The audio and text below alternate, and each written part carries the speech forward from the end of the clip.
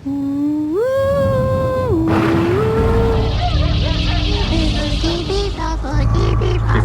after, before, after. They turned out to be completely unreliable assholes.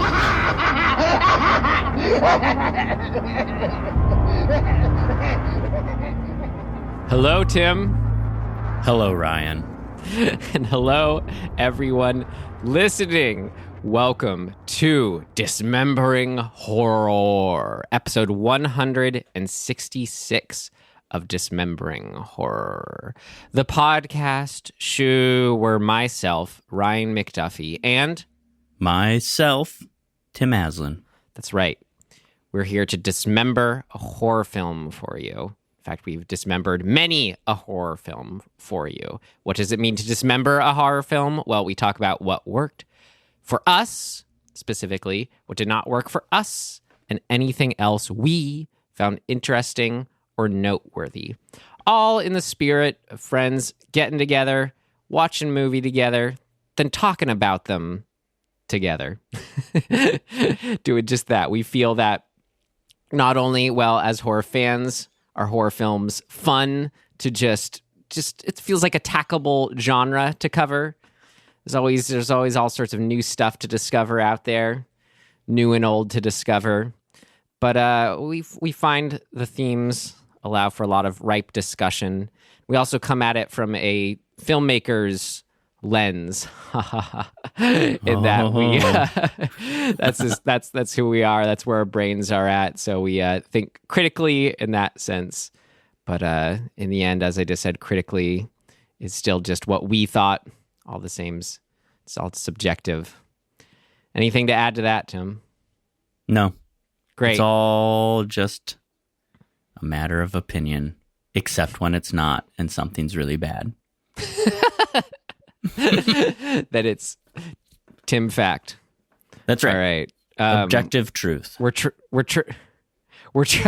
trucking along here, and we're now coming to a big finish with our October special, our third October special, where we'll have some sort of theme or series in mind. And the theme of this month has been the part 3s of famous franchises. The 3 big franchises. So meaning we did Friday the 13th part 3, Nightmare on Elm Street part 3, Dream Warriors, and now and then we did a new Halloween Kills, which is the third part of the third chronology, which I have an update for you there, Tim, to clarify what I mean by third. And then now we're doing the actual official Halloween 3, which is the Halloween 3 Season of the Witch today, which is the non-Michael Myers entry, which has the context of being maligned by fans who were expecting and wanting Michael Myers and who showed up at theater and did not get Michael Myers or Jamie Lee Curtis, but has since grown a fan base looking at it as the standalone film that it is and was always intended. Tim, what I meant by it's the third it's the third chronology. We've actually it does get more confusing than we've been talking about it. So I know we were all exactly. We were both kind of secretly hoping it was more confusing.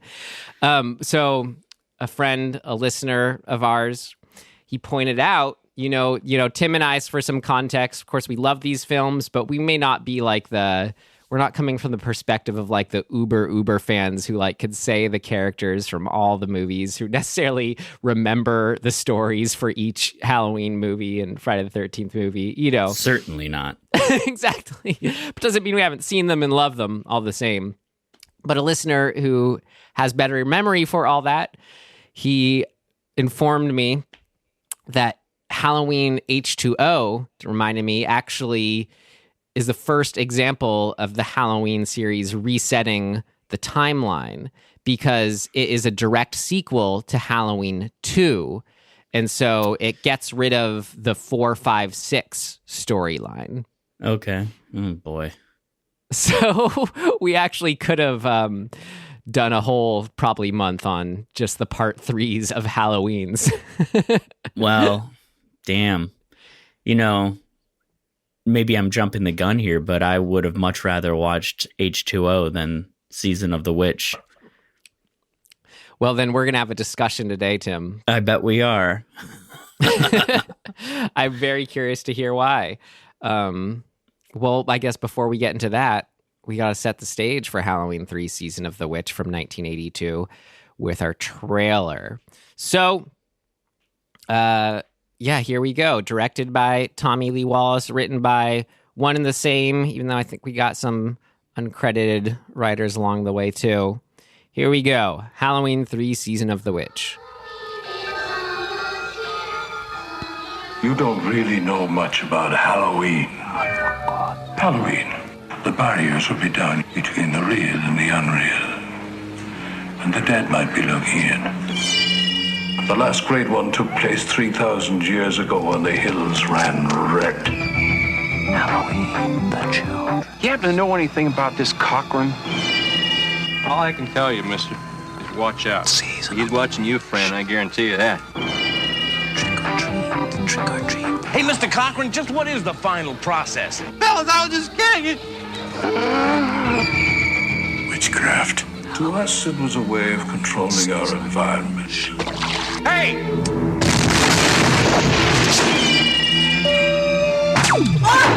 Where are they taking her? They're taking her to the factory. I want a mask. Can I have a mask? Just what I had in mind for you, little buddy. Why, Cocker? Why? Do I need a reason? All right. I mean, I'm just watching the trailer like a highlight reel going, what's not to love? And I'm curious to hear from Tim exactly that. So to curtail this into our rating system, would we tell our individual selves here to avoid this film, stream this film, rent this film, or buy this film? And I should give the context that I did already buy this film, so if you just want to project onto me that all of my love for it is just me justifying a purpose, that's all in good fairness. Who do you want to go, Tim? I just don't like it. I don't think it's good. And I don't think that the badness is fun, good badness. For me, I don't know why. I mean, I kind of know why, but I just was like, it has nothing to do with it being a Halloween movie or like the Michael Myers lack or whatever. It's as a standalone movie as it is. I just think it's dumb, but not fun dumb. There are fun moments, don't get me wrong, but yeah, it just was. There's so many things that don't appeal to me personally. So I'm a stream. Okay. There are enough sort of quirks that I wouldn't be like, don't watch this movie. Like I could see why a lot of people like it, but it's in the same vein to me as why a lot of people like, oh my God, which one was that called? Night of the Demons? And what's the one where they're out in... Demon Wind? Yes, Demon Wind. All I gotta say is they're out in the... yeah. It's in the same realm as those for me. And like, I appreciate all that is that realm. But I'll let you know later why it just doesn't tickle me. It's funny, like you say, you know, it's, I don't know, I just view it totally different, I guess, where you say like it's dumb but not even dumb fun. Like I don't even consider it, I consider it like, no, yeah, I guess I wouldn't even say it's like dumb, stupid fun. It is charming, and it has like what I love about it, like its B-movie sensibilities. But that for me is different from like what I'd say Demon Wind, Night of the Demons are more like Z-grade just like what were these people on when they made this kind of, like confounding, the fun of the confoundingness. When I think I think the direction's great. I think the cinematography is beautiful. I love the casting. I love the story. Those eccentricities, I forget the word you mentioned, are just they're just everything to me. I don't know. My kind of trajectory with this film was from, I forget when I first saw it, if I saw it as a kid, but I remember watching it a bit older and just being like, what was that? And then that turned into watching it years later and being like, there's like something unique about this film that's pretty interesting going on. And then that turned into probably watching it again and feeling the same thing. And then I remember I watched it on Halloween night 2 years ago and being pretty taken with it. The magic of the season helped present it to me. But then no, this watch too, I'm just was just so taken with all the elements about it. I mean, I'll get into the specifics, but if I didn't already buy it, I would certainly be excited to buy it, to watch and have for future Halloweens. It's doing just so much that feels like is just, I don't know, I want to say ahead of its time, but certain story elements that just really appeal to me. Anyway, I could go on. Great. You will. Different. But I'd say there was it definitely was one that probably went from a stream it to a buy it over my, 15 years of just kind of being like, what was this movie? It's just such a kind of an oddball, which I admit I do have a predilection towards. All right. Well, for our summary here, you want to take this? Should I take it? Should we both take it? I feel like we're going to come out with such different attitudes. But I think you should probably take this one. I'll chime in. Let's you please do chime in, because I feel like let's try to get, because part of this summary is to give context, not just to the story itself, so we're all on the same page, but kind of how we both viewed it and what we got out of it. So that's right. Could be different for us. Well, all right. Who are these guys? We've got Dr. Dan, played by Tom Atkins, Dr. Chalice. And God, this is hard, Tim. That's why I commend you every time for doing this. Because really, what's the bigger thing going on? Basically, we have our bigger story here is we have a crazed old corporate Irish witch of some kind who is harnessing the tools of technology to mass sacrifice the children of the world on Halloween night via a mask that helps implement a magic that causes the kids to die and have bugs and snakes come out of their dead head. And so we have Dr. Chalice. Well, wait, hang on. To what end? He gives that great evil monologue, but it's basically a pagan ritual that is connected to the pagans of, Irish pagans of the Stonehenge sort of era, even though that's in England, but that druid sort of pagan realm of magic. Right. I could have started all this. That's the thing. This description, the summary I try to give could be so detailed. I could have started with saying using a stolen piece of Stonehenge. Right. But where our story, so that's that's what's going on here. But we have Tom Atkins as Dr. Chalice, who gets caught up when a victim of this corporate malfeasance going on shows up at his hospital, and the daughter of this man who is killed, who I guess the father, he was not what you call a store owner. What do you call it? Like someone who's he was ordering in bulk. Yeah, Halloween masks for his store.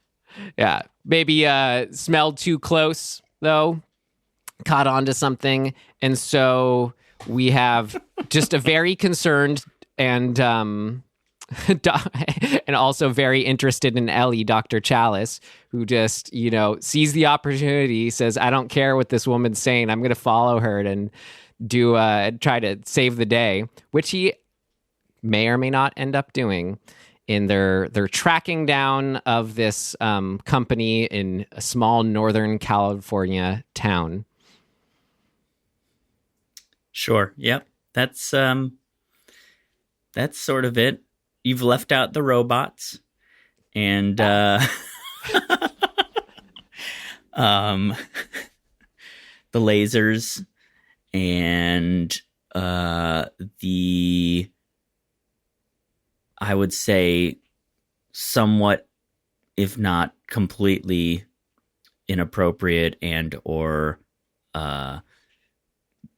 creepy interaction between Dr. Chalice and Ellie.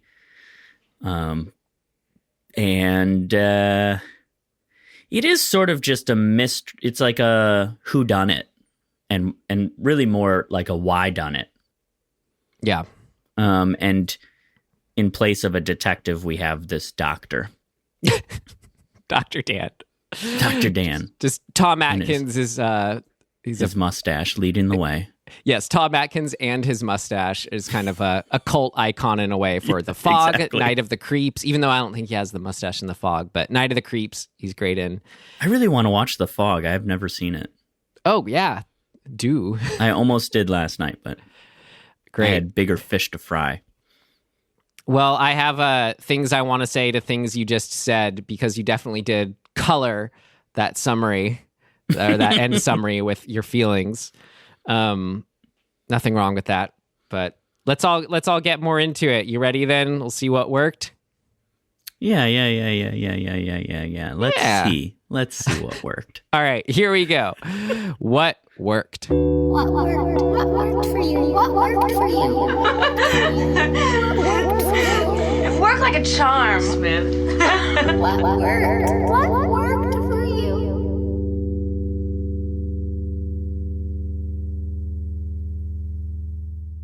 The story, Tim.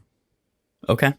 I mean, how I gave that brief summary, but like every single aspect of it, and how I could describe like what it is for me, like the sort of mashup that's going on. I don't know, it's helpful to give that context in terms of mashups, how I took it. It felt like John Carpenter / Deborah Hill clearly meets R.L. Stine with like James Bond fantasy in the mix. Okay. With also the actual clear, like, direct influence that was an actual influence of Invasion of the Body Snatchers. So, like, all those really, really scratch my sensibilities of just that, like, God, well, this is even beyond the story, but, I'll save that for later, the look of it. But John Carpenter, Deborah Hill, as far as, like, the sort of the corporate espionage angle, you think like the social commentary of They Live, whatever. R.L. Stine with sort of the kids being, the victims, and just sort of this greater plot that's slowly being uncovered. Like, God, I just love how dark it is, where it's just like the kids are the center of the victims in this. It's just so like, I don't even know if this is rated R, but it is that hard R, like this is for adults feeling in a way for me. This is for the kids and all adults, just with having kids be the victims. I don't know. I just appreciate and dig how dark that is. And well, then because we all hate kids. Sure. Yeah. Actually, kind of like, what we got into the Friday the 13th episode, if there's a weird, that was teenagers, a little different. And then the James Bond aspect of just sort of like guy, I mean, James Bond is James Bond, but as far as just like that going on an adventure, the guy who's like getting with the girl, uncovers evil plot, is like jumping in and out of the windows at the end, escaping from chairs. Like I love like the bad guy in this, played by Dan O'Herlihy, Connell Cochran.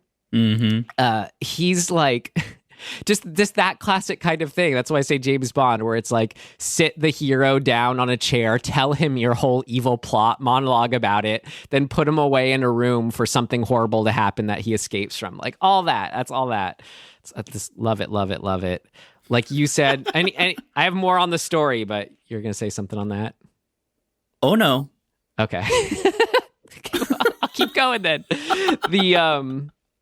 I mean, I already kind of mentioned, but yeah, the idea of like corrupt companies and stuff, all that, like I'm always super into like the stuff, just why that's so great. Love that. That kind of bad guy at the head of it, where it's like he's putting on this outward face of a toothy smile in a, looks good in a suit, but then like has this whole other side, and it's so satisfying when we see that other side of, in this case, this guy is a crazy Irish witch. And then the robots at the center of it, Tim, I love those robots so much, and like the violence that comes from them, how they look, how they move, how they're filled with that orange goo, how just like weird and disconcerting they are. Like when the sort of Terminator way they'll go after people, or like not like when we first see when that one gets crushed by the car at the beginning, and the way he just kind of like looks over like it's no big deal. Oh my God, I love that. And how cruel they are. I mean, could be getting into the violence, not the story, but the way the robots rip heads off, like it's just so good. Agreed. The specifics of what happens to the kids, of the bugs coming out and the snakes coming out, just so weird, and like, how does that even happen? I love that. And maybe this is where I thought kind of a little ahead of its time in a way, or something that I'm like currently really interested in, or I feel like is just with our complete integration of technology into society, something we're really, exploring or coming to terms with now. But that confluence of like the digital realm and like the magic unknown evil realm, like just from thematically from the get-go of those opening credits of just that, like something, close in on a TV screen, pixelated, we know there's something weird coming through. And just that idea that you're using television to do some kind of evil power, whatever it is. There's like a technology behind it too, which is all interesting. But it's just so cool how it's like using an old piece of Stonehenge, old rock, to somehow plug into these little microchips they're making. I just like love all that. The confluence of those things I'm just all about. Anyway, that kind of covers the story. Yeah. I mean, I agree to divert specifically from the story, but the violence, as you mentioned, the sort of robot like Terminator unstoppable or super strong and super just like void of anything except for, exacting their, whatever you call it, their power or their cause onto people, is quite nice just as a construct. It's like they're completely cold and unemotional because they're robots.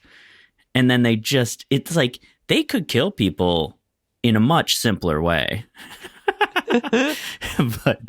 but they don't. Like the first kill of the guy in the hospital, Ellie's dad, is remarkably cruel and weird and like brutal. Yeah. So if you didn't watch it, the robot basically, you don't really know it's a robot yet, but whatever. He, with his thumb and pointer finger, well, first he like dives his finger into the guy's eyeball, but then he reaches with his thumb around into the other eyeball and then presumably touches them inside the skull, finger to thumb, and pulls. So he just like, I don't even know what that would be. He essentially breaks the ocular septum and pulls it upward and out and kills the dude. It's gnarly. Yes, gnarly indeed. I love it so much. How can you not just say that, Tim, and then instantly go buy it? Like, I don't get it. That description. Well, we have a whole section for that, Ryan, and I'll let you know. Can you humor me and also recount, assuming it did work for you, my other favorite gore moment, which happens to the character of Marge when she's poking around the microchip? Yes. Look, don't get me wrong. My feelings about this movie have almost nothing to do with the kills, because I think all of the kills actually work really well for me in isolation, like individually what they are. It's just fun and very John Carpenter feeling, and kind of has that just wild over the top thing, and you get to see it. You know what I mean? It's not like, it's not off screen. So yeah, Marge is tinkering around with the what would you call that? The microchip, I guess, that's implanted in every mask, and just getting lasered in the mouth is awesome. I mean, that the makeup, or I guess it's probably just a what do you call that? Jesus, a mold or something. For, you know, it's a dummy afterwards, and it's made up to look lasered, and it is gruesome. Right. Well, it's twofold, that kill. What makes it so great? First, the effect of the laser itself, kind of like going in her mouth, looking like something out of Cocoon or something. Yeah, just the light shining out of her eyes and mouth, and just it's happened so jarringly, just out of nowhere too. It's wonderful. That, and then as you just described, that the aftermath where it's like she's still kind of, I think she's like still kind of alive, but it's just like gruesome the way her face is just kind of melted apart. Like, you really haven't seen anything like it. Her eyes are kind of fried and bulged and red, and it's pretty gross.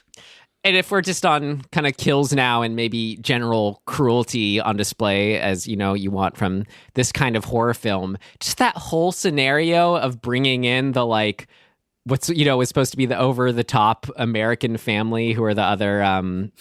I want to say contractor. Yeah, buyers of masks. Intentionally, totally like stereotypical American family with like the dad, or the dad and the mom, and then the bratty little kid.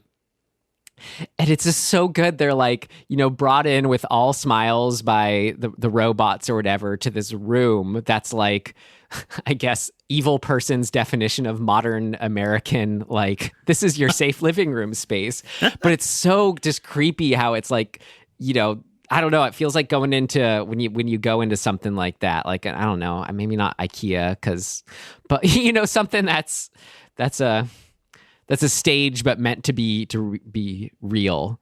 I don't know. There's already an eerie feeling to that. Like when she opens the window, you know, the curtains, and there's no window, it's just wall.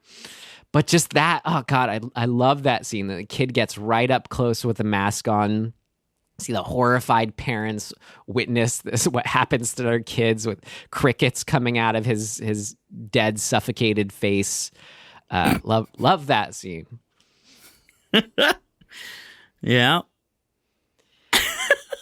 I mean, whatever. I just don't want to be here listening about all the gore, from the robots to the robots. Oh my God, the robot pores. It's like, Just the idea of everyone coming out of the hospital and like seeing this explosion happen with the robot at the beginning is so good. And just that visual of like stern-faced, just pouring gasoline over himself and just lighting on fire. So good.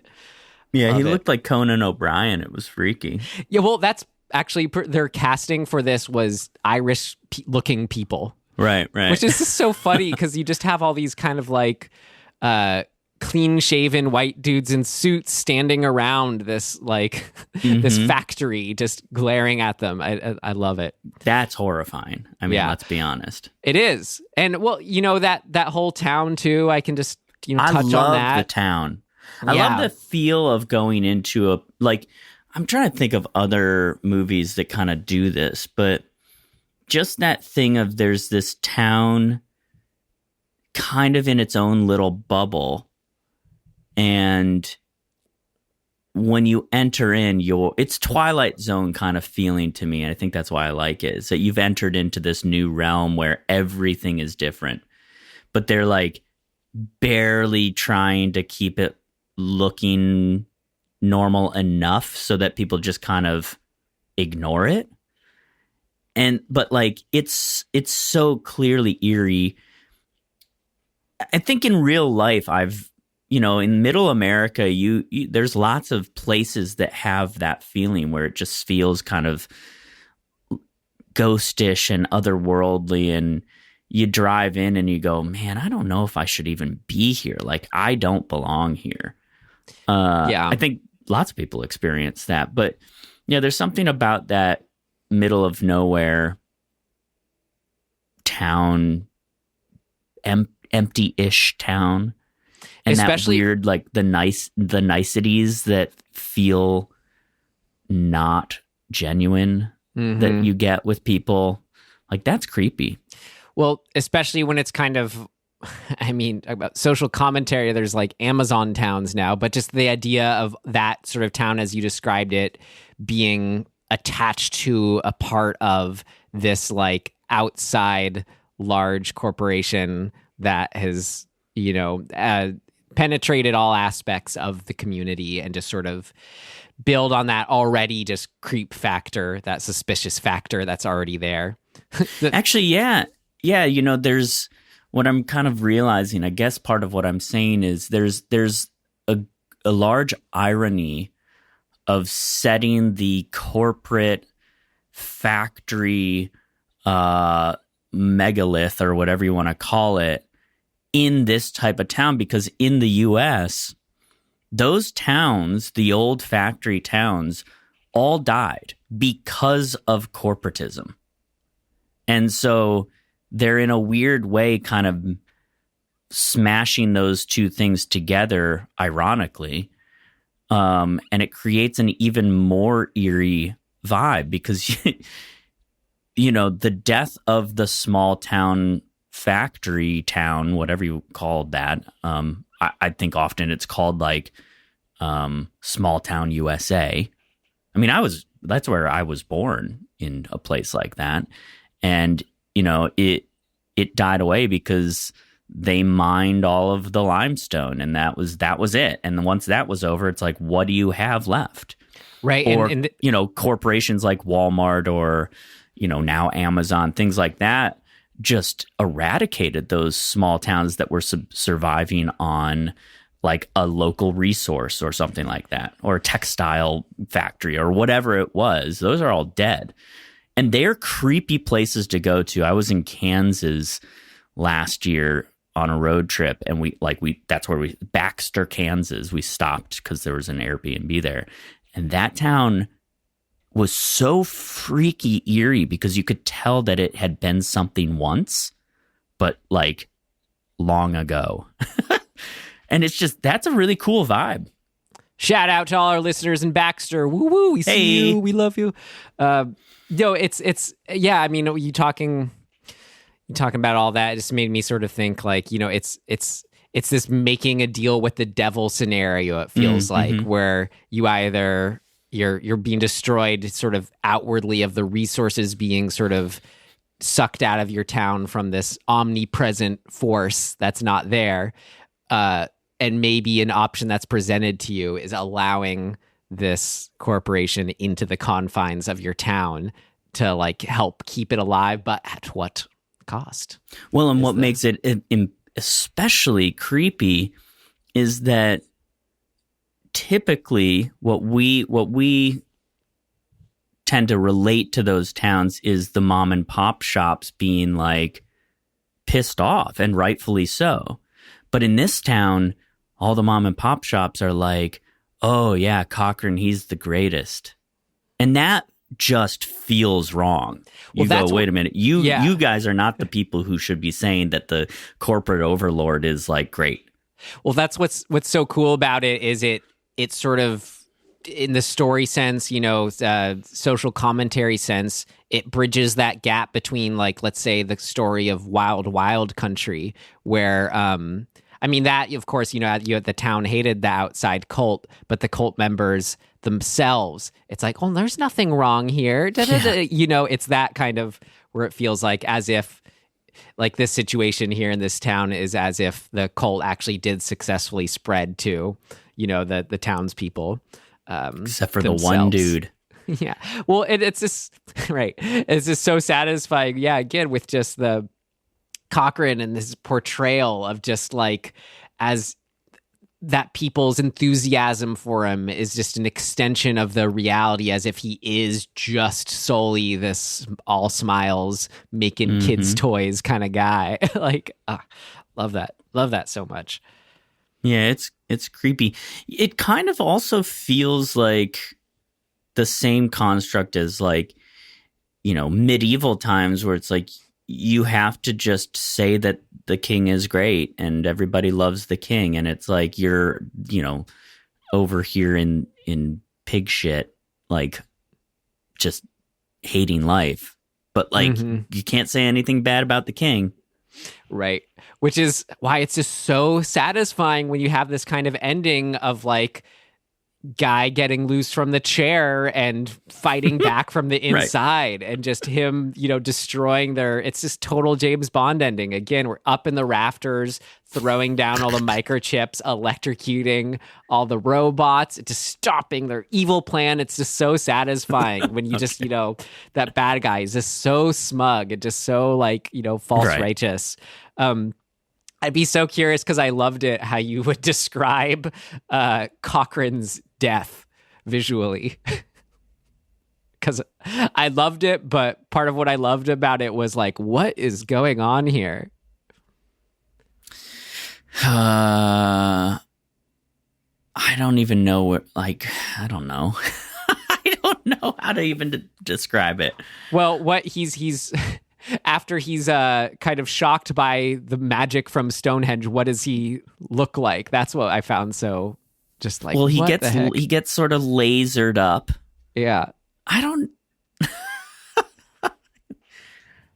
know. You liked it more than I did. You described well, it. It's just so weird. It's unlike anything else in the movie, but it feels appropriate somehow. He turns into what looks like I know snow can't char, but like charred snow. Like, it's so weird. He turns into this like burnt, foamy kind of appearance where it's just like, whoa. It's almost what like the he heck? turns into kind of like a proto mask, you know, like the material of the masks that are getting made, but before they're actually the masks. I don't know. It's like, I don't know how to describe it. It's weird. It's rubbery, weird, like char foam. Yeah. And the not a thing. The face that he's making too, that they like did the little prop up with, is just so funny. It's this weird like smile that they put on his face. I love it so much.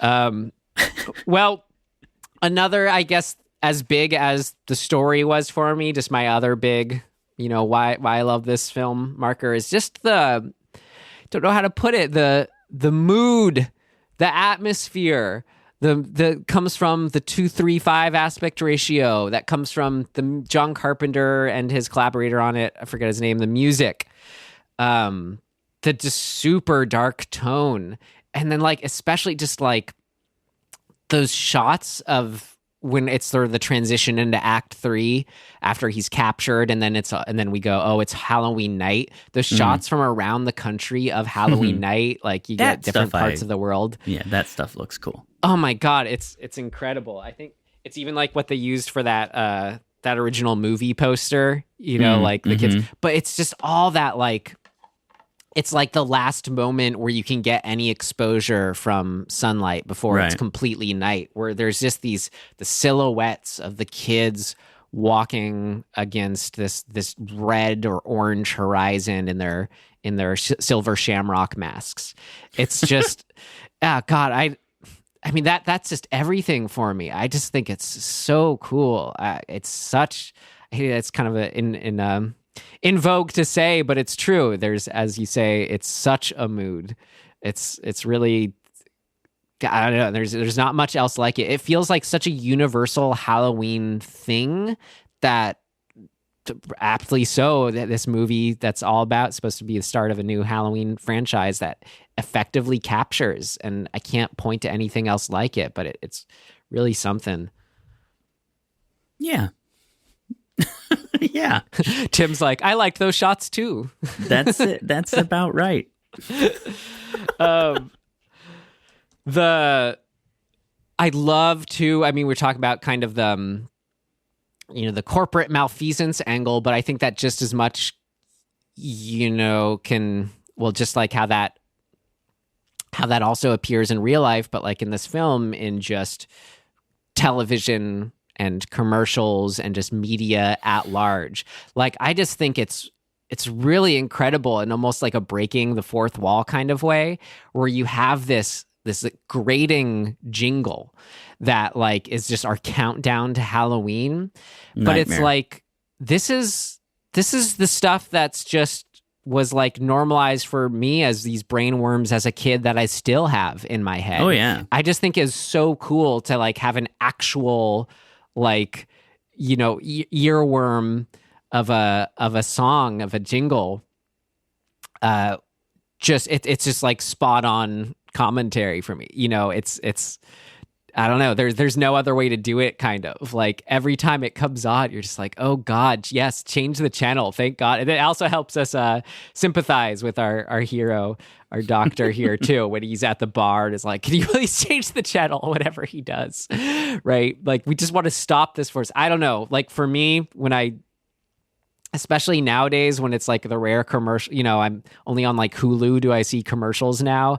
And I'm just like, they haven't changed, and it's just only more and more apparent, like with the convent of just HD and just sort of like, whether it's, I don't know, like the classic, SNL type spoof thing of all the listings of all the side effects on a drug, like whatever it is, it's just, I don't know, especially like in how our world is, like when you just see a Honda commercial comes up being excited about a Memorial Day car sale, you're just like, what world are these people like living in where they're trying to normalize this anymore?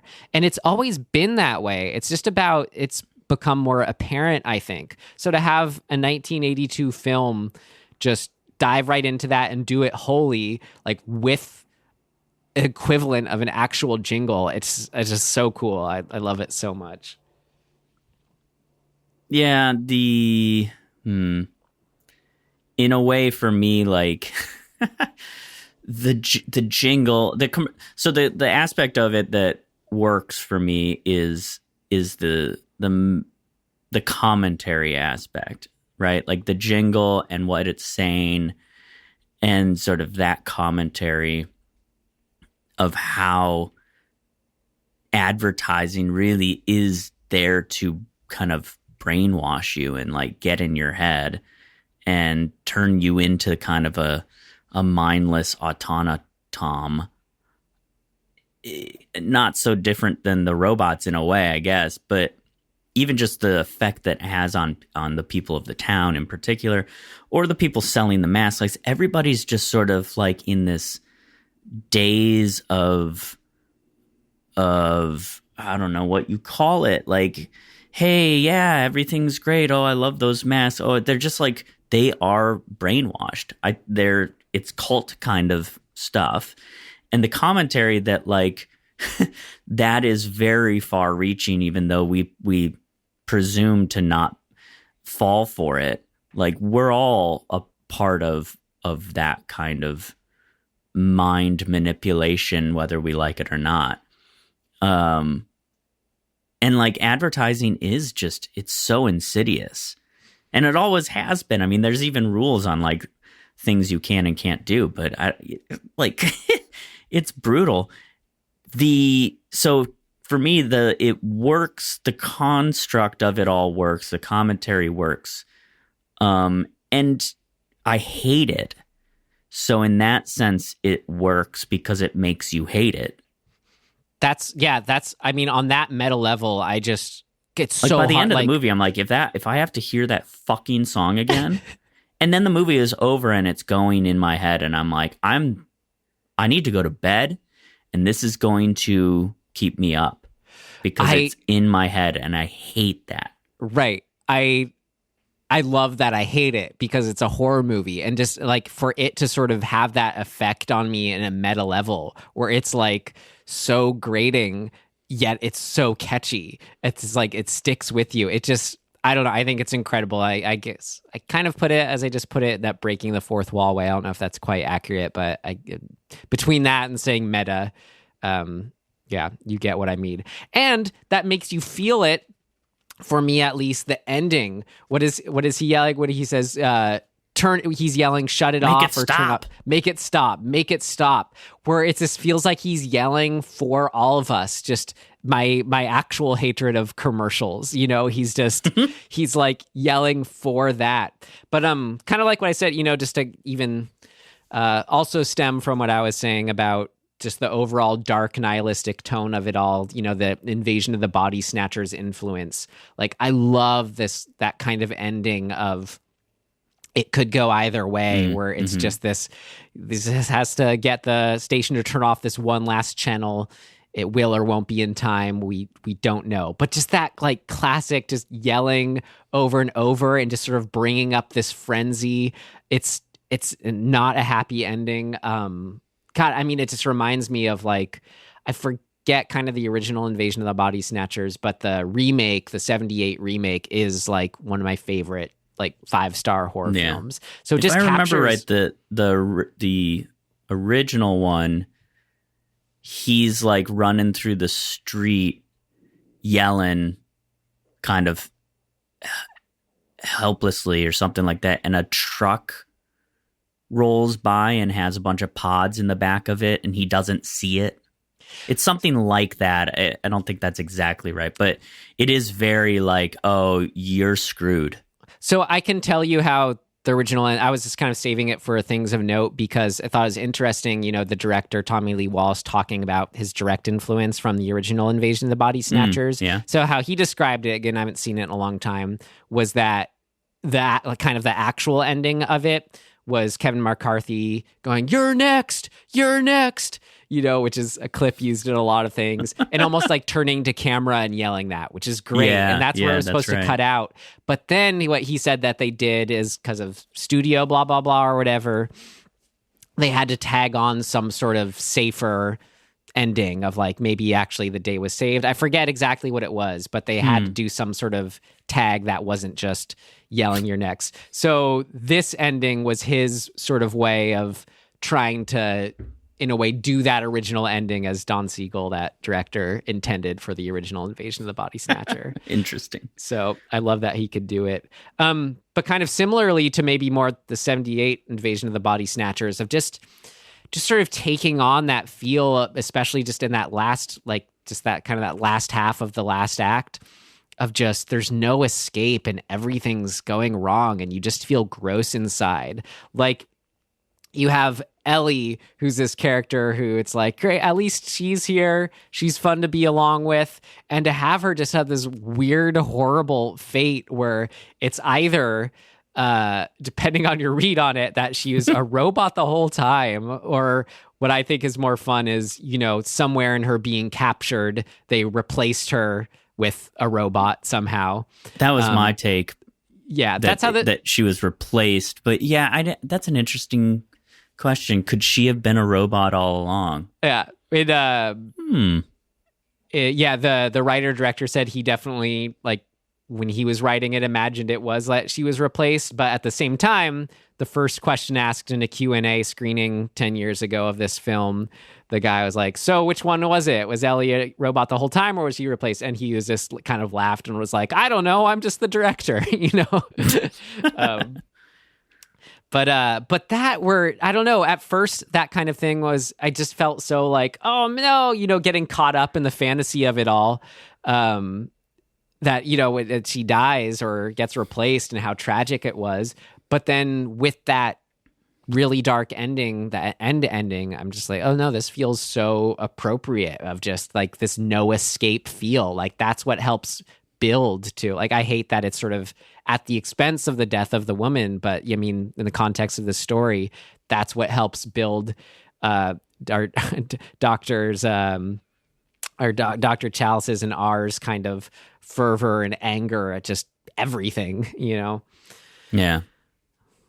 And that sequence itself, in like, that's another just clear B-movie influence thing. I just love it so much, of when he's fighting her as a robot. Yeah, I love that.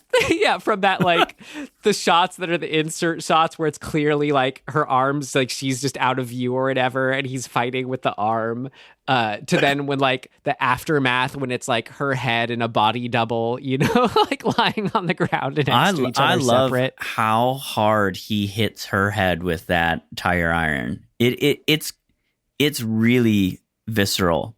Like, yeah.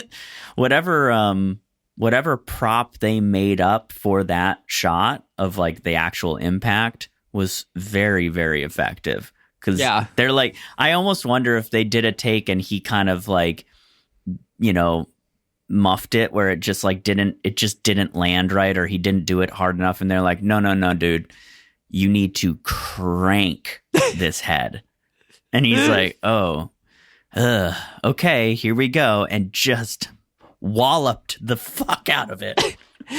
Well, yeah, I mean, whether he's pushed to or not, him going all out, just to sort of comment on his character and who Tom Atkins is as an essence, he's totally like the kind of, oh God, I don't want to get into these words again. I was going to say archetype, but the the kind of personality or character of like the dead and buried guy, the sheriff from Stranger Things, but that kind of just, show up in with his bulky frame and giant head. Yeah.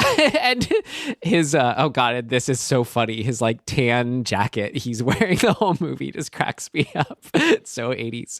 So early 80s. But like, just kind of also like, just like a funny, just kind of flirt and charmer, but like he has a huge heart, you can tell, and just he cares so much. He wants to save the day so bad and do the right thing so much. He's kind of friends with everyone too. Friends. He's banging everybody. That's who right. he is. Right. Yeah. Come no. on. As I said that, I was catching myself too. I'm like, wait, who are his male friends in this film? He doesn't have any. Yeah. He only has women around him. They all seem to love him, though, to all their credit. Except for his wife. His wife hates him. Right. Exactly. But just that kind of that real live wire to put in, to just drop into one of these, situations is just so much fun to watch him just like set him loose and watch to see if he can dispel the evil guy's plan. If he could be the wrench in the wrench in the gears to it all. So it's fun to see that play out.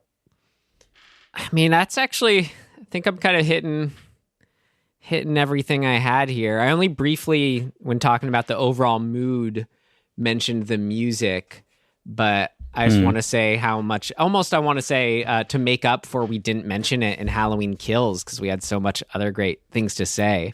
Like, just to shout out the music in that, John Carpenter, and sorry again, I forget the name of his collaborators on that, but just was great Halloween Kills, and also great in this film were Alan Howarth. For this film? Yep. Okay, for Halloween 3, Season of the Witch. Great. The I mean, from the get-go, it just strikes, again, that incredible tone. It's just so perfect, where that sort of like a slash, or I guess like a stinger that comes in at the beginning. Right. And then we got that. I'm just going to be doing an impression of it here. The wah that comes in underneath that.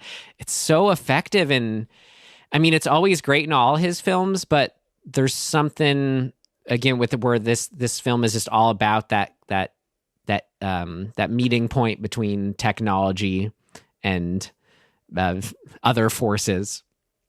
That just seems so especially spot on to have his signature synth score for. Mm-hmm. And I gotta say, even though like I'm never a huge fan of even just kind of like the jump scare that's not a jump scare, almost just the kind of like, oh, there they are moment. Like, I just loved it every single time in this, because it was the combination of the weird robot dudes and that stinger of the soundtrack coming in. Just whenever they appeared, it happens multiple times, and I just got a kick out of it every single time. Just, oh, here we go.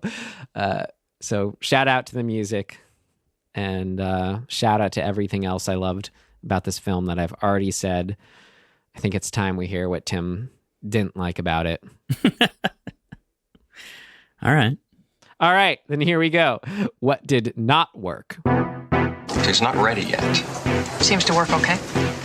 No, something important's missing. What did not work?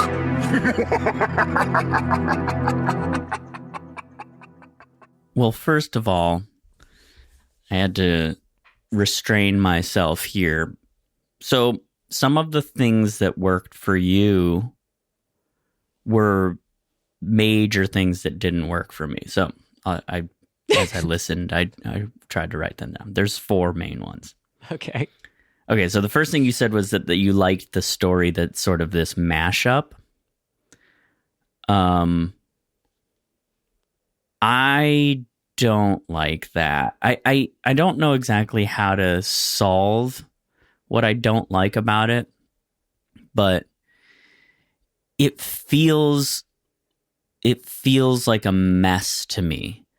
That it's like he's a doctor, but he's also doing detective stuff, but he's also a horrible husband, but he's also like a schmoozer with the women, but also it's Irish, but it's witches.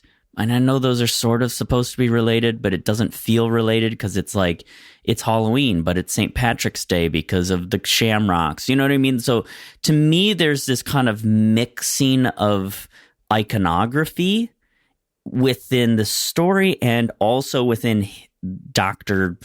Dan's character that feels like it's messy and mixed up and confusing and not right, I guess, to me. Like it's like, I don't know, it just feels messy. It doesn't gel in the end. Yeah.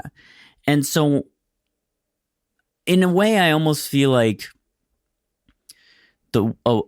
maybe a pathway you could go down to kind of help those things is to, I get what they're trying to do, because those things in the story that they present are all logically connected, but they don't feel related in their essence.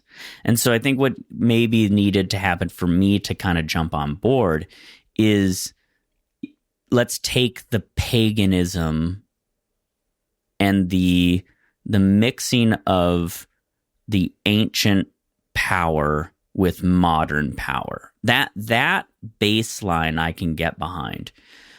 But in order for that to work, like, really, really stay close to that. Forget about him being Irish. Forget about all the Irish stuff. Just say he's an ancient pagan druid. And that's enough, right? Like, just hone in on that, because that is the thing that we relate closest to Stonehenge. Isn't that what does come through? It's what they say, but it's not what's presented sort of in the sort of visual and like iconography. You're saying stuff. Any Irish iconography gets in the way of the more general pagan witchcraft stuff, which is also there. Exactly. Yeah, it's distracting to me because the second you show a shamrock, I'm mixing metaphors, or I'm mixing holidays really in my brain. Like shamrocks and pumpkins don't go together. Witches and pumpkins go together. The movie's called Season of the Witch. He needed to be more witch, less Irish. Maybe I'm just like so stereotypical American or whatever, but just like all that stuff I just grew. I'm like, yeah, Irish, pagan, whatever. It's like, I don't know. It's just all, it's all ancient stuff. Shamrock, Stonehenge. Okay, I get it. See, shamrocks and Stonehenge don't go together. Stonehenge is in Bath, England. You know what I mean? Like it's a weird connection that just nobody ever makes. If you historically want to be really specific, sure, maybe. I'm not a historian. I don't know. Like maybe the people who made Stonehenge are the people who also ended up being Irish. I don't know. See, I guess I wasn't expecting, or I would never make a direct connection. It just feels like just old stuff from Europe. I think that's my problem, is that it feels a little too like, yeah, that's all related, right?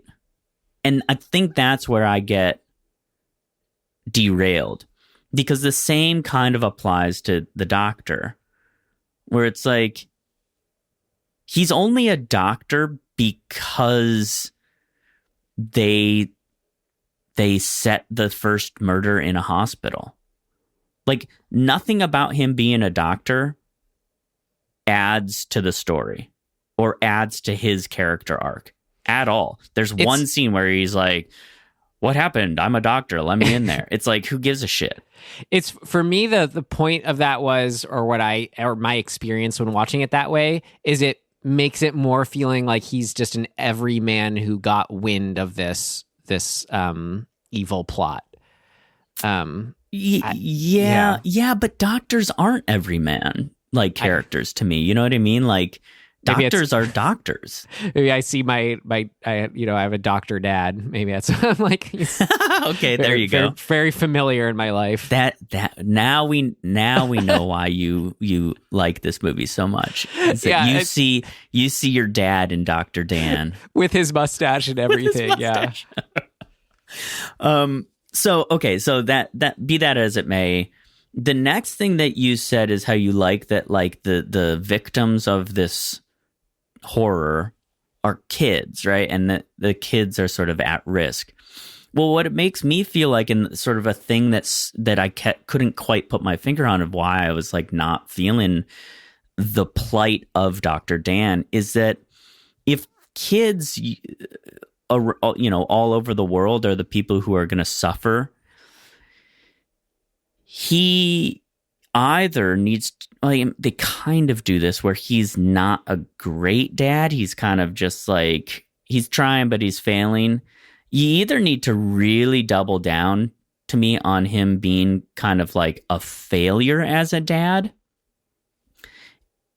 and have us feel that connection or disconnection between him and kids. Like he doesn't seem to care all that much about his kids. Yeah, I agree. That feels like it could have been just a more kind of like a checking in point with him along the way. But I think what just saved it for me was, and I like felt completely grounded again, and I didn't need anything more than this, was that one scene where his very, like, as soon as he escapes, like, you're like, he's running to do something, and we get it. His very first action is to call home and tell the wife, hey, don't put those masks on the kids. Like, that kind of took care of that for me.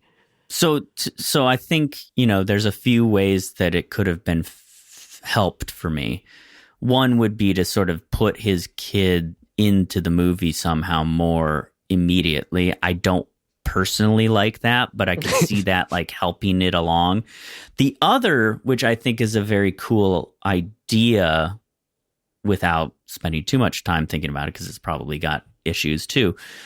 But like, what if the main characters were kids and not an adult running around? Like, to me, the idea of that suddenly gets me going, ooh, there's all sorts of possibility with that. Maybe it's the babysitter. Like, not to, like, you could have actually made a connection more to the previous Halloween movies by just saying, oh, we've got another babysitter who's tasked with looking after these kids, and she or he gets wrapped up into this thing. You make it the person just old enough so they can get in a car and drive another kid around. Like, that creates a better sense of danger for me, and also eliminates this just really unpleasant thing about the doctor's character and the sort of sex like creep vibe that exists with how they depicted this character. Like, he's just gross to me all around. Like, he's not redeemable in any way.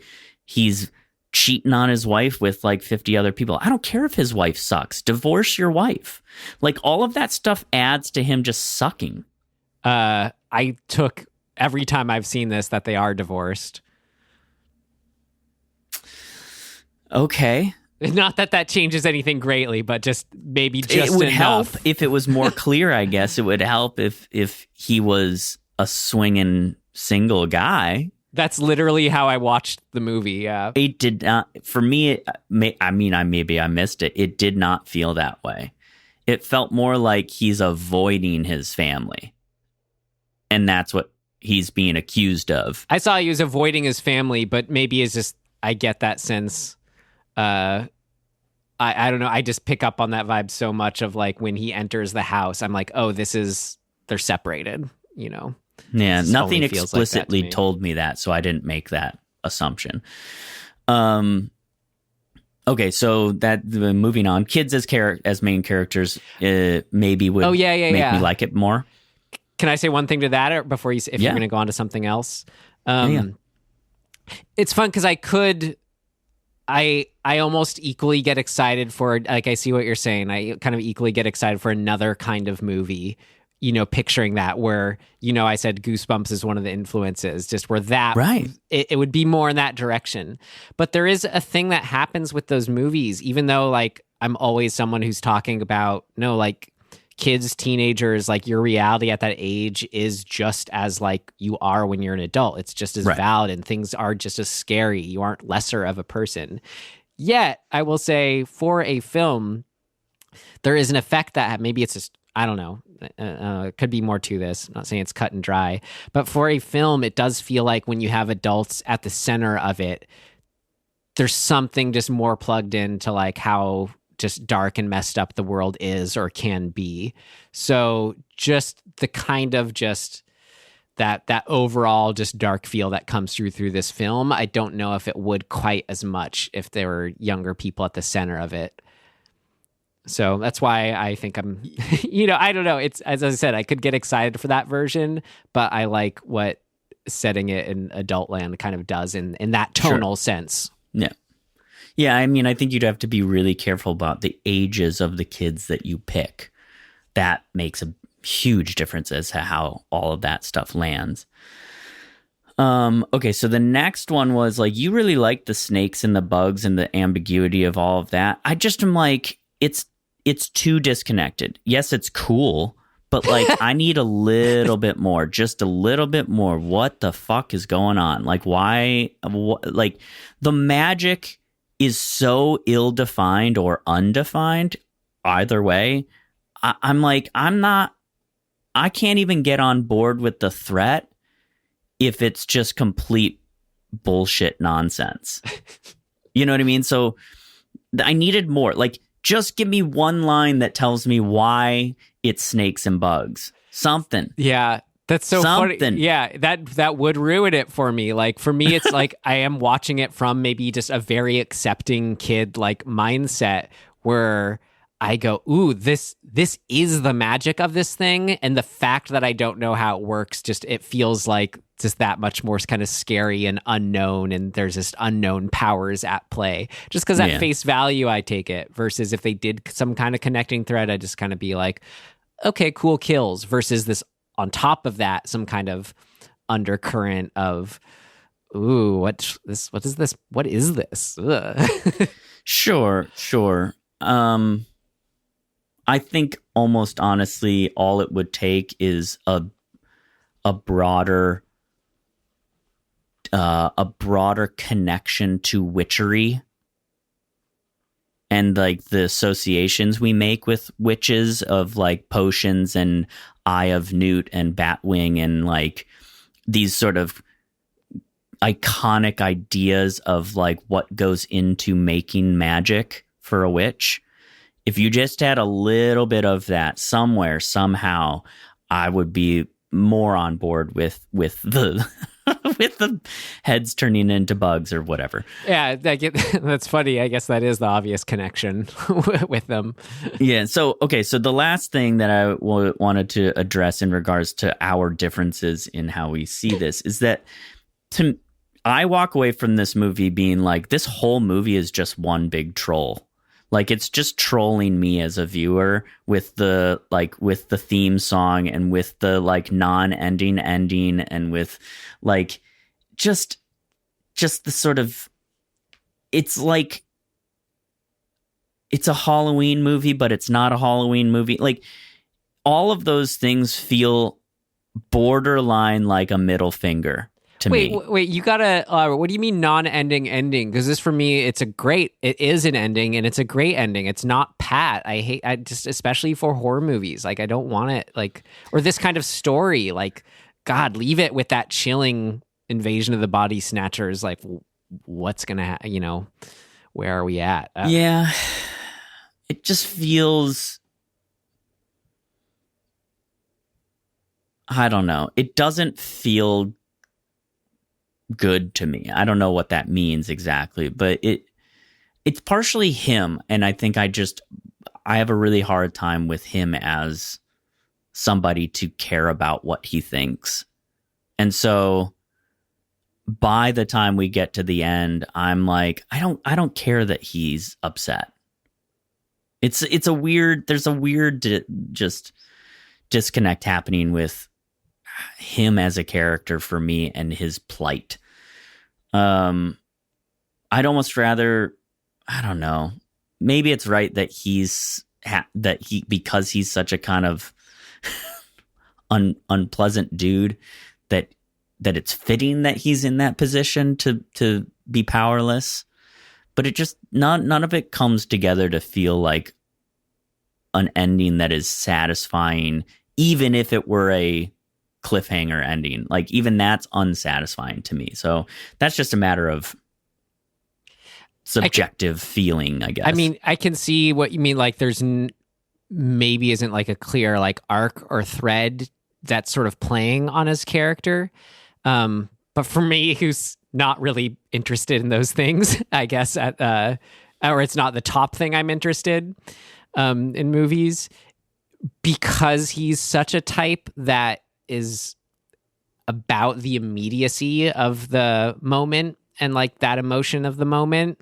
I think like that's what I'm plugging into. So it's like just enough that he's been on this big journey with a singular goal to stop this for me to like get caught up with him yelling for it to stop at the end. Yeah. I mean, this is such a personality thing because I think you are the type of person, and like I watched this going, he's going to love this. Like this is the thing that you love. Like you love a good troll in a way, and I don't mean that it's a purposeful troll, but like, yeah, that's your sensibility. And it's so different than mine that this movie actually is doing a lot of the things that are your things that are very far from the things that are my things. I just don't. It's just one of those movies. but I just don't even see how you define it as a trolling. Like a trolling for me would be like the twist is that it all wasn't real and it's just kind of in this well, that's true, yeah. But it's kind of in this like ha ha take that audience, which like can or cannot, like I just don't see how this is a trolling at all. Like it just feels like the exact story that it is watching it play out. Like it's just dark for me. It's just a downer. Yeah. The commercial and the music and the sort of continuation of that is a big part of it. Because I just by the end I'm like I've checked out because I can't have to listen to that fucking song again. And that's part of what it feels like a troll to me. Like I'm just like it's too much. Yeah, for me, it's effectively unsettling and frustrating to the point of like... That's my point, is I think you really like that feeling, and I know you like the idea of making other people have that feeling. I think, maybe it is more like that intellectual thing. I don't know, it's a weird like snaking its tail thing where it's like it starts as something I just hate, and maybe I did when I first saw it. Then I intellectualize it, and then unconsciously, maybe that feeds into my just like, it just gets under my skin on a whole nother way, as I just kind of accept it for what it is and just see, I'm like, whoa, again, in that breaking the fourth wall sense. Right. Meta. Okay, so those are my things. Those are my things in relation to what you said in what worked. And that pretty well covers, like, obviously a lot of my issues, but I just couldn't get on the ride. There's like, it feels, I don't know how to describe this. By the time he's tied up and whatever and like doing his James Bond thing, I'm like, this is not the dude. And I think that that's a big part of it, is just how we personally relate to a hero character. As subjective as it is, we know when it works in a broader universal sense.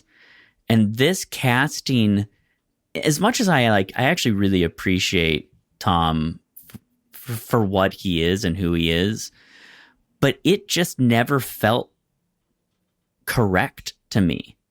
And I don't know, I don't actually know, like, if you were to put a different type of leading guy in that role, would it be better or would I feel differently? I don't know. But he's so just, he's so just weird to me.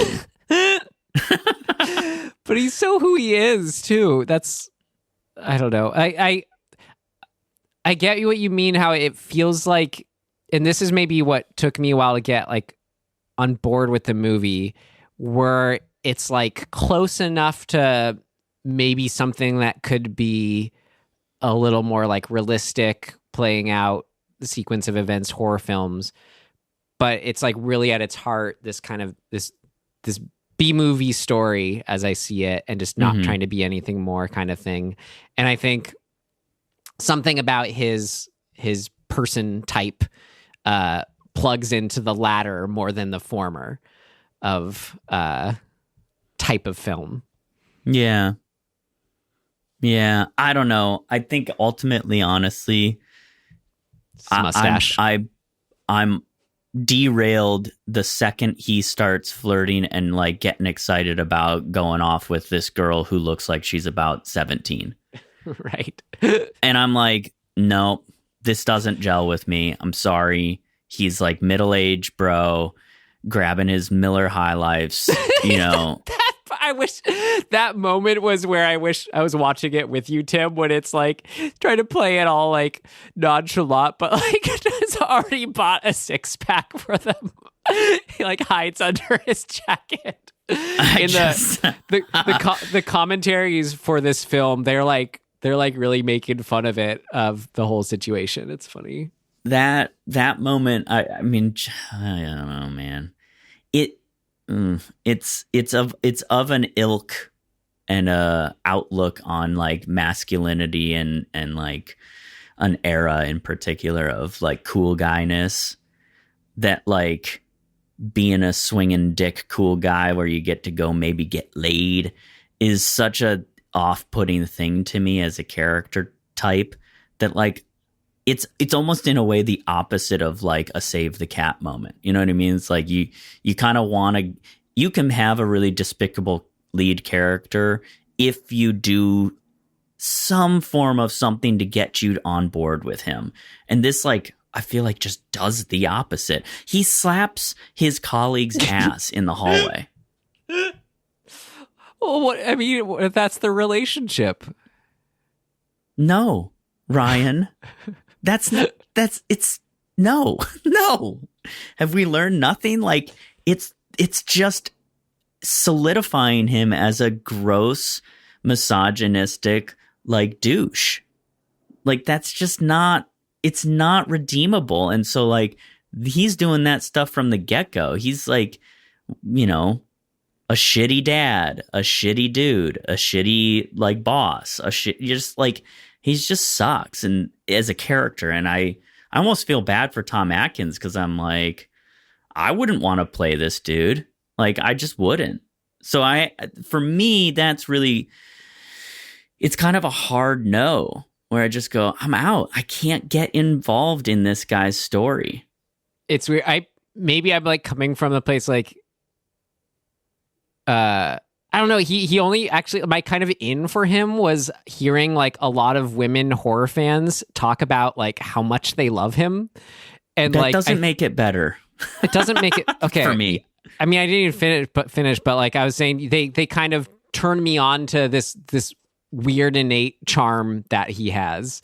That's like he's like a dork, but like I don't know. I just think I don't know. I just like him. Yeah, well, I don't. So there you are, and that colors everything as far as my experience with the movie. I can never get on board. In, you know, notwithstanding all the other things I said, I like his character is enough for me to be off the train almost right away. So it made it very difficult, and you know, so be it. All right. Sorry, Tom.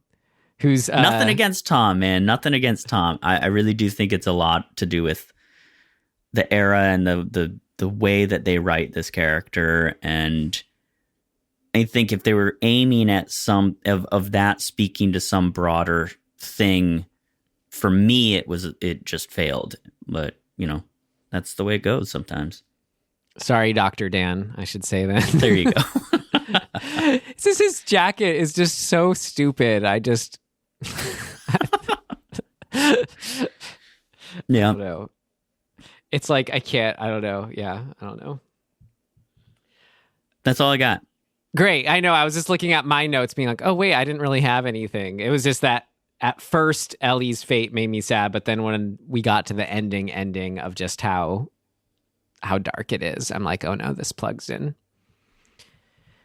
Yeah. All right, then I guess we're set for our next section. Yeah. Oh yeah. All right, here we go. Wrap it up with Season of the Witch. Things of note. Things of note! This should be interesting.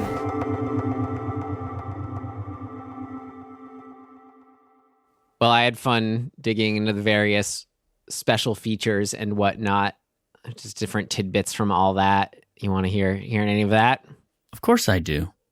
Great. Well, we know it's pretty interesting. This is a pretty unique case in film history, Tim. I mean, our listeners probably already are aware of this. It's pretty common Halloween 3 Season of the Witch knowledge. But this was meant to be the first in a sort of what could be yearly anthology of Halloween films. Where you would just have it could be completely different story, tone, whatever, just with the common theme that it would be set on Halloween. or common theme. I might say common theme. It would be set on Halloween. But it's just so interesting because you feel like that could have worked if Halloween 2 didn't exist, because it just doesn't really make much sense to go 1 Michael Myers, 2 Michael Myers, 3 something completely different. Like, I get why people were totally thrown off. And it was interesting, a lot of the fans who were the original fans of this, who like appreciated for what it was at the time, they were saying like, oh yeah, well I was, I knew from Fangoria or whatever that there was no Michael Myers, so I was set, going into it. They weren't distracted by it. Okay. But like, it's just so interesting that either if this really was the second one or they had some other handling of it or didn't. I mean, the only thing that got it greenlit was that it was a Halloween 3. But even if it was just like Halloween Season of the Witch, it's so interesting how, because I don't think it's a bad idea in essence of this idea of this yearly anthology film that could have then each one of those have their own spin-offs and sequels. But just how it played out, specifics matter. So it's an interesting case of horror film history here. Yeah. It's weird. Yeah. Well, great. The song, our least favorite is Jingle. It was fun. That was from that was the voice of Tommy Lee Wallace doing that jingle, who he was actually, it's pretty cool. So he was like heavily creatively involved with the original Halloween and John Carpenter, Deborah Hill's movies up to that point, where he is like a co-editor and a musician. So sort of would help come up with a lot of temp stuff. But yeah, anyway, he he's also the voice of on the commercial of like, gather around kids, all that stuff is fun. Oh, I mean, I kind of already mentioned all this, but I think knowing about how I love its B-movie influences, Invasion of the Body Snatchers, yada yada.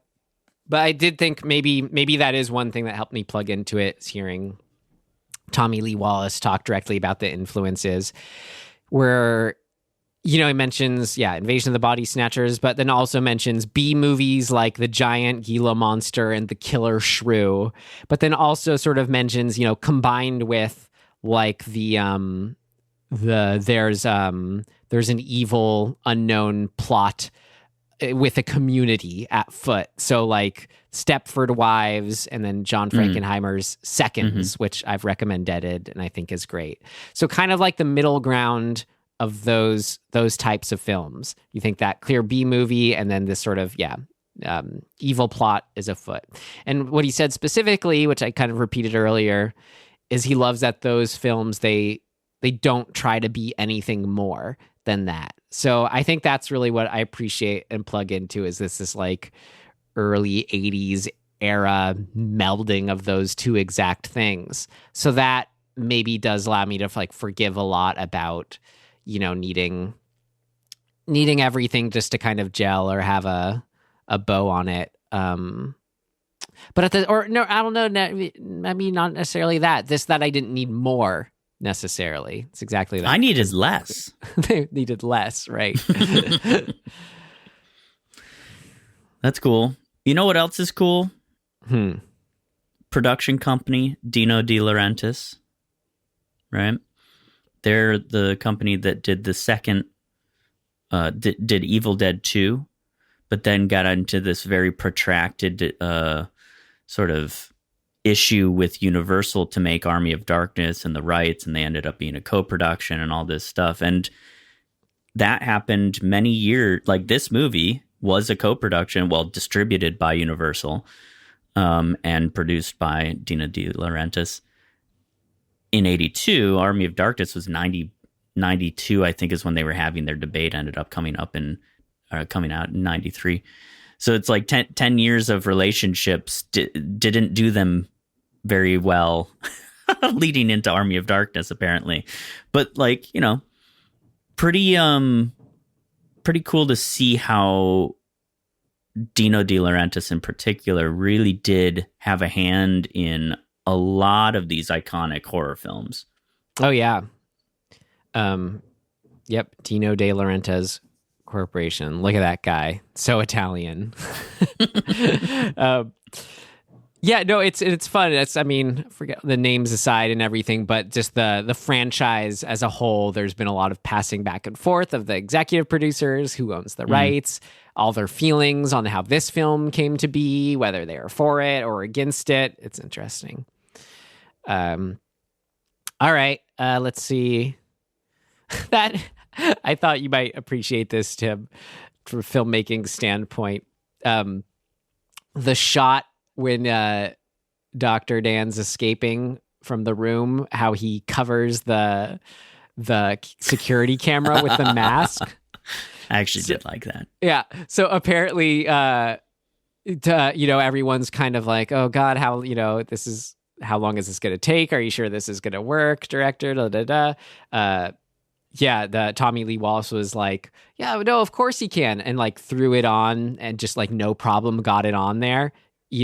Before rolling, before rehearsals, before anything, just gotta like almost prove a point, in the moment. And as soon as he did it, everyone's like, oh no, because they knew now he like jinxed it. Mm-hmm. So it was so funny. Proved that it could be done, but then, he just gotta pick the number. He said that it took till like take 49 to get it on again. Oh my God. It's so funny. 1 in 50. Wow. Fun. Yeah. Let's see. I'm curious. Does it like?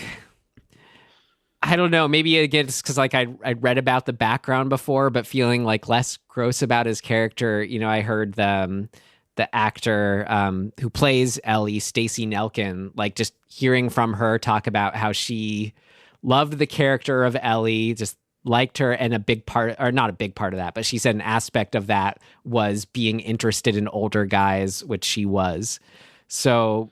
I don't know. Maybe I don't know. I'm just looking at it from a different standpoint, or I'm somehow more forgiving because of that. Listen, women and anybody are allowed to like what they like. That's not what I'm talking about.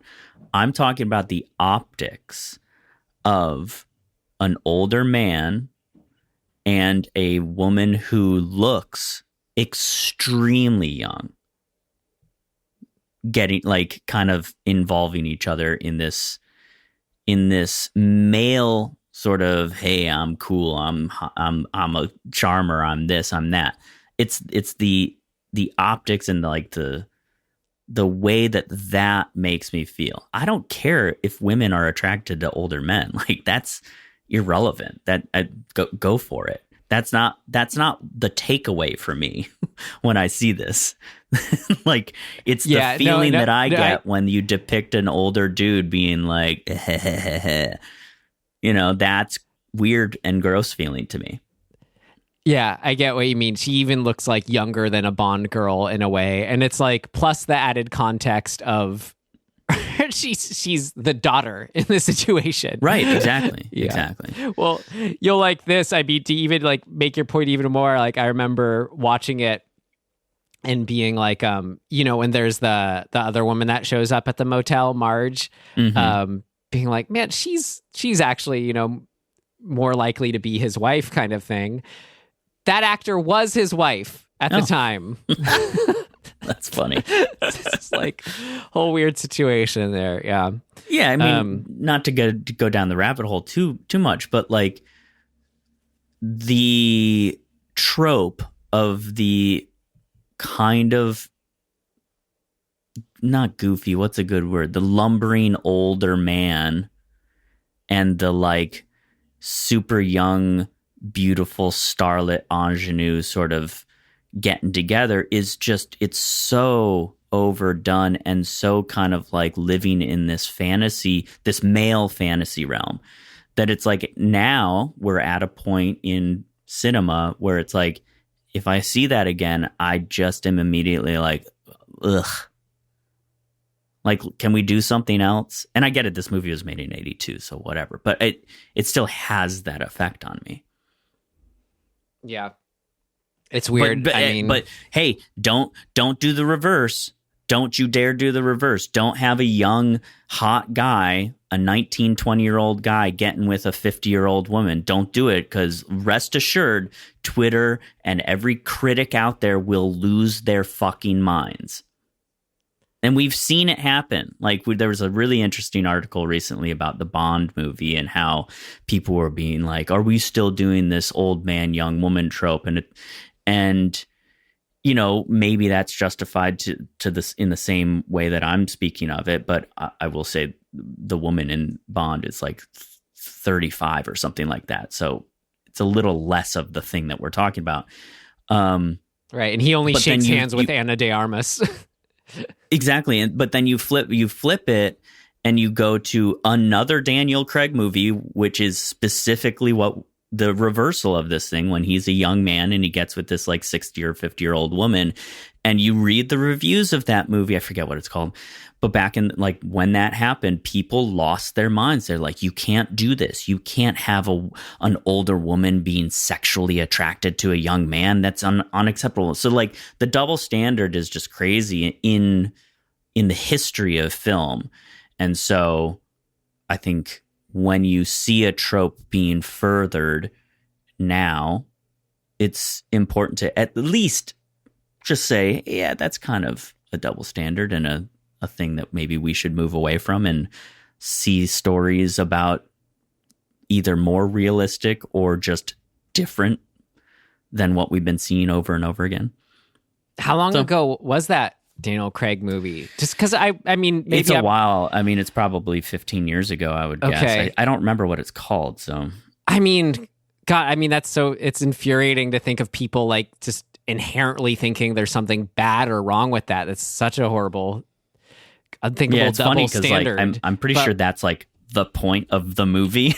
I don't know. People are like, you can't do it. Maybe I'm more like optimistic about people in some regards, but like I just feel like nowadays, like it would be a talking point. Like people would like, you know, I don't know, it'd be aware like about it, or like they'd say something about it, but it would be in like a positive, good, we're getting this now sense. I think if that movie was made today, sure. You know what I mean? Like, I think we're getting into that realm. And so that's cool. But like when this movie was made, 82, I almost feel like we're at the height of that trope, or like getting into an era where it became like, that's really the thing. So, you know, yes, the movie is called The Mother. It was made in 2003. So, you know, 20 years ago, going on 20 years ago. About it. Yeah. Anyway, so that makes enough more sense about that. But I think the point is taken, or made, or whatever. Well, Tim, we're working on decorating a future Dismembering Horse Studios someday. Maybe actually, never mind. I won't put this on you. I was hoping you'd like this movie more than you would. But there's some great Halloween 3 Season of the Witch merchandise available. Oh, I'm that's sure. Officially licensed to Trick or Treat Studios. I just wanted to shout them out. I think you can get to them, trickortreatstudios.com. But they've got like, they do incredible work on all these licenses where they have like the life-size gremlin puppets you can get, or, you know, standees, or puppets, yeah, whatever. But they have like every variation you could imagine of Michael Myers masks. They're really incredible. Like even like the new or Halloween Kills burnt variation, you know, all that. But then like just coming out for this Halloween season, they have the 3 Season of the Witch masks that like now glow in the dark, and they're better than all the versions, you know, more accurate than the other versions they've made.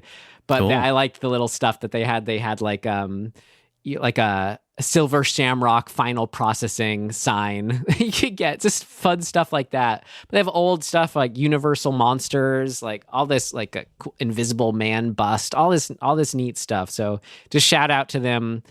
Check them out, trickortreatstudios.com. Not Trick or Treat, Trick or Treat Studios. Sweet. So, okay. I think. Do you have anything else as far as? Just a weird moment Okay. that I was like, just wanted to shout out and be like, was this just me, Tim? Or would anybody actually do this? Where when Ellie gets out of the shower and she puts her towel on for like 1 second and then like immediately goes over to and takes the comforter off the bed and just puts that on instead when she's still soaking wet. I mean, I guess I thought the stay exact warm, same thing. but like My girlfriend was like, in the moment, she goes, "Nobody does that." Like, it would just take the kind of person who's so just like, I don't care. I don't know. It's so funny. I'm glad you guys noticed that too. Like, what are you doing? Getting your blankets wet. Yeah. Maybe it's that movie thing where it's like people are never like when people get out of showers, it's like they never take long to dry at all. You know, it's like people come dry out of showers. Well, my issue with that moment was that the prop guy gave her the absolute smallest towel you can imagine to wrap around your body in the first place. Well, you know, to even maybe prove your point about this being indicative of a time. So she had a no nipple clause. So it really feels like everything in this movie, like shots with her are like, how can we show everything but her nipple? They're like, right, exactly. With it's like the overhead shot, it's like, it's just down to like just the careful couple inches to not show her nipple. Couple inches. Like, how small can we get? How small of a towel can we get on her? Yeah. Yeah. So be it. Of its era. What did you say? What, you had something else? So, well, I was going to say if we've concluded remarking on this movie specifically, I think we should wrap up our month of threes and kind of see where we landed. Good call. Thanks for bringing us back all around. Absolutely. Well, I mean, I guess we, just wrap up Halloween 3 Season of the Witch by saying it is an approach on a third film of what to do with the franchise. If we're looking at third films as simply being how do you hone what it's already doing, this one's attempt to that was, all right, let's take it as broadly as just setting something on Halloween. So, again, interesting case study. I can transition a bit saying, I was talking to the same friend who pointed out about Halloween H2O could also be a third, or resets the timeline once. And he was someone who was kind of supporting, what we already shouted out about Nightmare on Elm Street 3, how it's a fan favorite. He's like, oh yeah, it's my favorite one out of them. And just thought it was like interesting to talk to him. And I mean, we liked it too, so we can see why. But again, he was saying in his own words too, how it's when the idea congeals most. Like in the case of the Nightmare on Elm Street films, it's just that sweet spot of before. Like it's its own appeal to have Freddy just be like the sunglass wearing Freddy who then shows up on lunch boxes or whatever, like. Yeah. But there's the sweet spot it hits both in tone and story and sort of promise of the premise that, for me at least, like Elm Street and Friday the 13th Part 3 really hit the sweet spot on. Yeah. And now I'm just trying to think of it's been a while since I've seen Halloween 4, which would be the equivalent 3 in the chronology.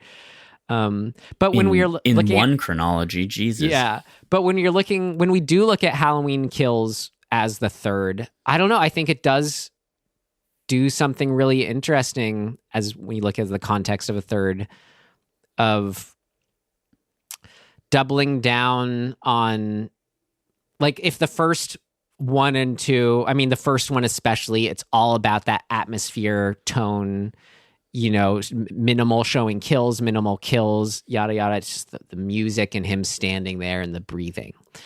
Like, hearing some sort of people who maybe didn't like Halloween Kills so much because they like that's their Halloween for them. That just makes me go, well, that is that Halloween. It's don't try to redo it, Yep. So I was just trying to think more on the ways of Halloween Kills does that kind of thing of continuing expanding the idea and maybe hone it of, I don't know. I mean, when it comes down to it, he's just going to kill anyone in his path who gets in his way. It just so happens that a lot of people intentionally get in his way in Halloween Kills. I don't know exactly what I'm saying. I'll just say I see it as the sort of natural continuation. I don't know if it's a honing of an idea.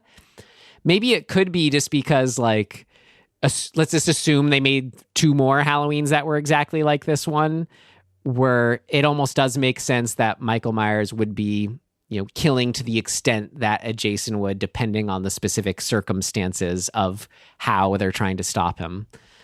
I don't know. So it just felt like doing more with the character. I don't know. How do you suss out if like the Halloween franchise touching on the sort of any theories behind the thirds or the sort of continuation and honing? Like, does it hone anything? I don't know. That's what I'm trying to figure out.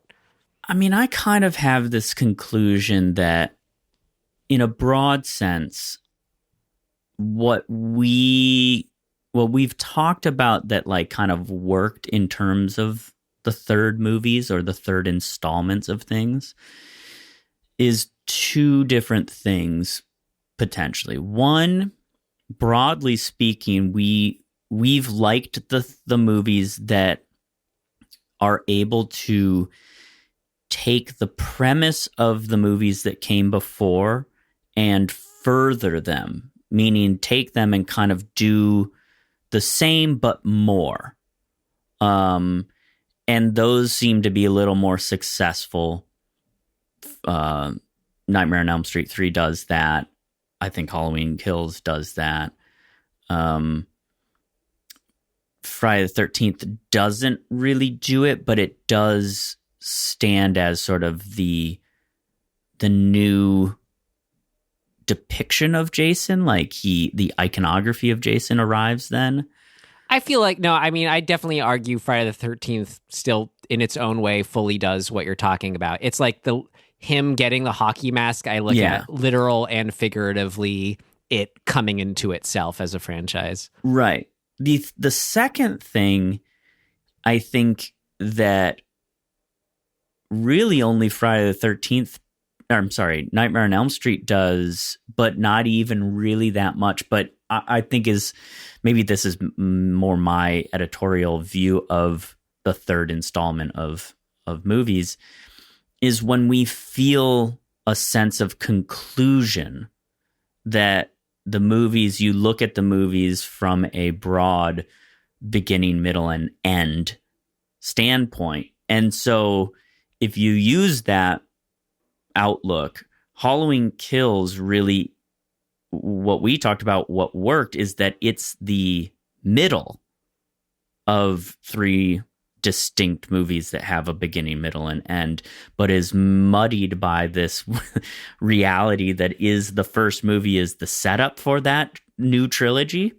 Right. So I can say, that is why it's kind of the odd man out, and why I'm trying to look at it as like a franchise as a whole, maybe just sort of takes more. And again, we aren't up on the 4th one, pardon us. But where I can see the similarities do exist, like it's the equivalent of, let's say, like we talked about Nightmare on Elm Street 3, how cool it is with the expansion of Freddy's lore and backstory. Right. His horrific origin story. Like for me, the equivalent of exploring that idea, in order for that to work so well, it's like you have to somehow keep that sense of mystery around like the magic and the power and the sort of mystique. I don't know what do you call it all, the Freddy thing. Like you can't over explain it to the point he becomes less scary. Like there's a sweet spot, and like the background has to have something about it, that says more, but also not too much. And I think there's I think there's the equivalent of that in Halloween Kills, with simply the expansion on discussions of evil and how you deal with it and how you face it. Because if that's what Michael Myers represents, they do further what that all means and how he represents that and what do you do in face of that. So that's, even though, it's not the third and we don't have that overlap, that's that kind of continuation is where I do see overlap. Yeah, I mean, I think, you can get kind of wrapped up a little bit, inadvertently into this idea of trying to fit puzzle pieces into a structure, a specific structure, and like it has to be this 3-act structure or whatever. Like there's also 5-act structure, and lots of people can make the argument that that's a more effective version of things. I would have to brush up on what makes 5-act structure what it is, but you could say, maybe you could argue that like to come back to Daniel Craig for some reason, like the Daniel Craig Bond movies there's 5 of them. Maybe they somehow fit nicely into a 5-act structure thing. I don't know. And if that's the case, maybe we could somehow suss out how the Halloween movies work in a 5-act structure. So it's a little, to me, it's like, who cares? We're getting down this like arbitrary almost rabbit hole of trying to shoehorn a thing into a thing. It's as messy really as matter. As messy as trying to define what is the third Halloween movie. Like it's kind of exactly. That's exactly what we allowed us liberty to cover it, the franchise twice. Yeah, but I will say, I think, just to kind of circle back around, for me, does it conclude a story? Is that what your third one is doing? If so, I think often those will be more successful. Well, could say it concludes an arc more so, because they've always gone on, but like it's the Nancy arc that's concluded. Exactly. So if that's the case, for the most part, I think that when you make that decision, you that can be successful. But I think even more importantly, are you furthering the thing that is working and, doing the same but more? Yeah. We'll have to wait another couple of years for Halloween Ends to truly conclude the discussion in a way. And rest assured, we'll be covering it. Yeah. I guess it's just sort of, on Halloween 3 Season of the Witch, just to say, like, if, they are trying to, I don't know. How do I put this? Like, just something interesting again in what they were trying to do with it, of saying like Michael Myers is just like and remember, you think of Halloween 2 does just take place on the same night. You could almost look at it as just like one big story, one big night. So you could just kind of look at it as this Michael Myers is the boogeyman story that we're telling just on a Halloween night. So I don't know. I just think there's something cool with just, again, the idea of whether it's a second or a third one being like there's having Halloween as the common theme. I don't know. I think, I don't know. I'm just sad in a way that it didn't catch on in that way, because I think that could be a really cool ongoing anthology idea.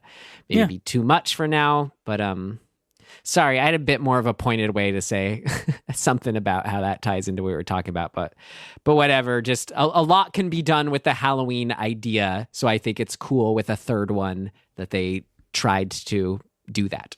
Sure, and they tried to make a statement about Season of the Witch universe is our universe, where Halloween, the movie, is a movie. Right. We didn't talk about that in another meta sense. Not much to say on it, but Halloween exists in the world of Halloween 3. It's on TV. Right, exactly. Whatever that does for you. Okay, I have one more thing to say about Halloween as a franchise.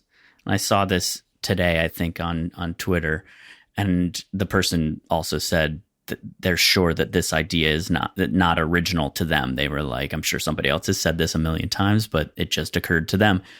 The idea that every movie after the first Halloween up to the 2018 Halloween when Michael escapes. Every Halloween movie between those two moments is Michael fantasizing while he's imprisoned. That those are the dreams and fantasies of a mental patient in an asylum. Oh, okay, got it. So you just like, it can include them if you think, wait. Between what and what?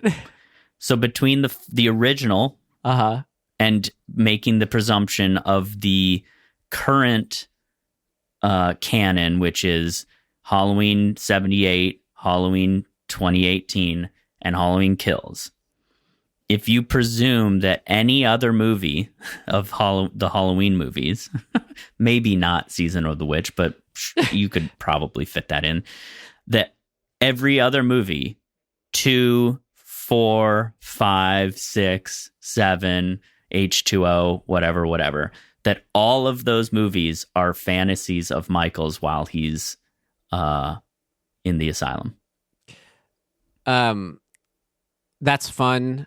I think, though, you would have to cut H2O. Like, H2O is its actual own picking up with a story, because H2O goes directly into Resurrection, and Resurrection is all about, like, reality TV, like, stuff. And I don't think Michael Myers sitting there in prison has any concept of, like, evolving modes of technology. And you never know. Kelly you don't Ripa know what they're watching in there. I love the real world. Yeah.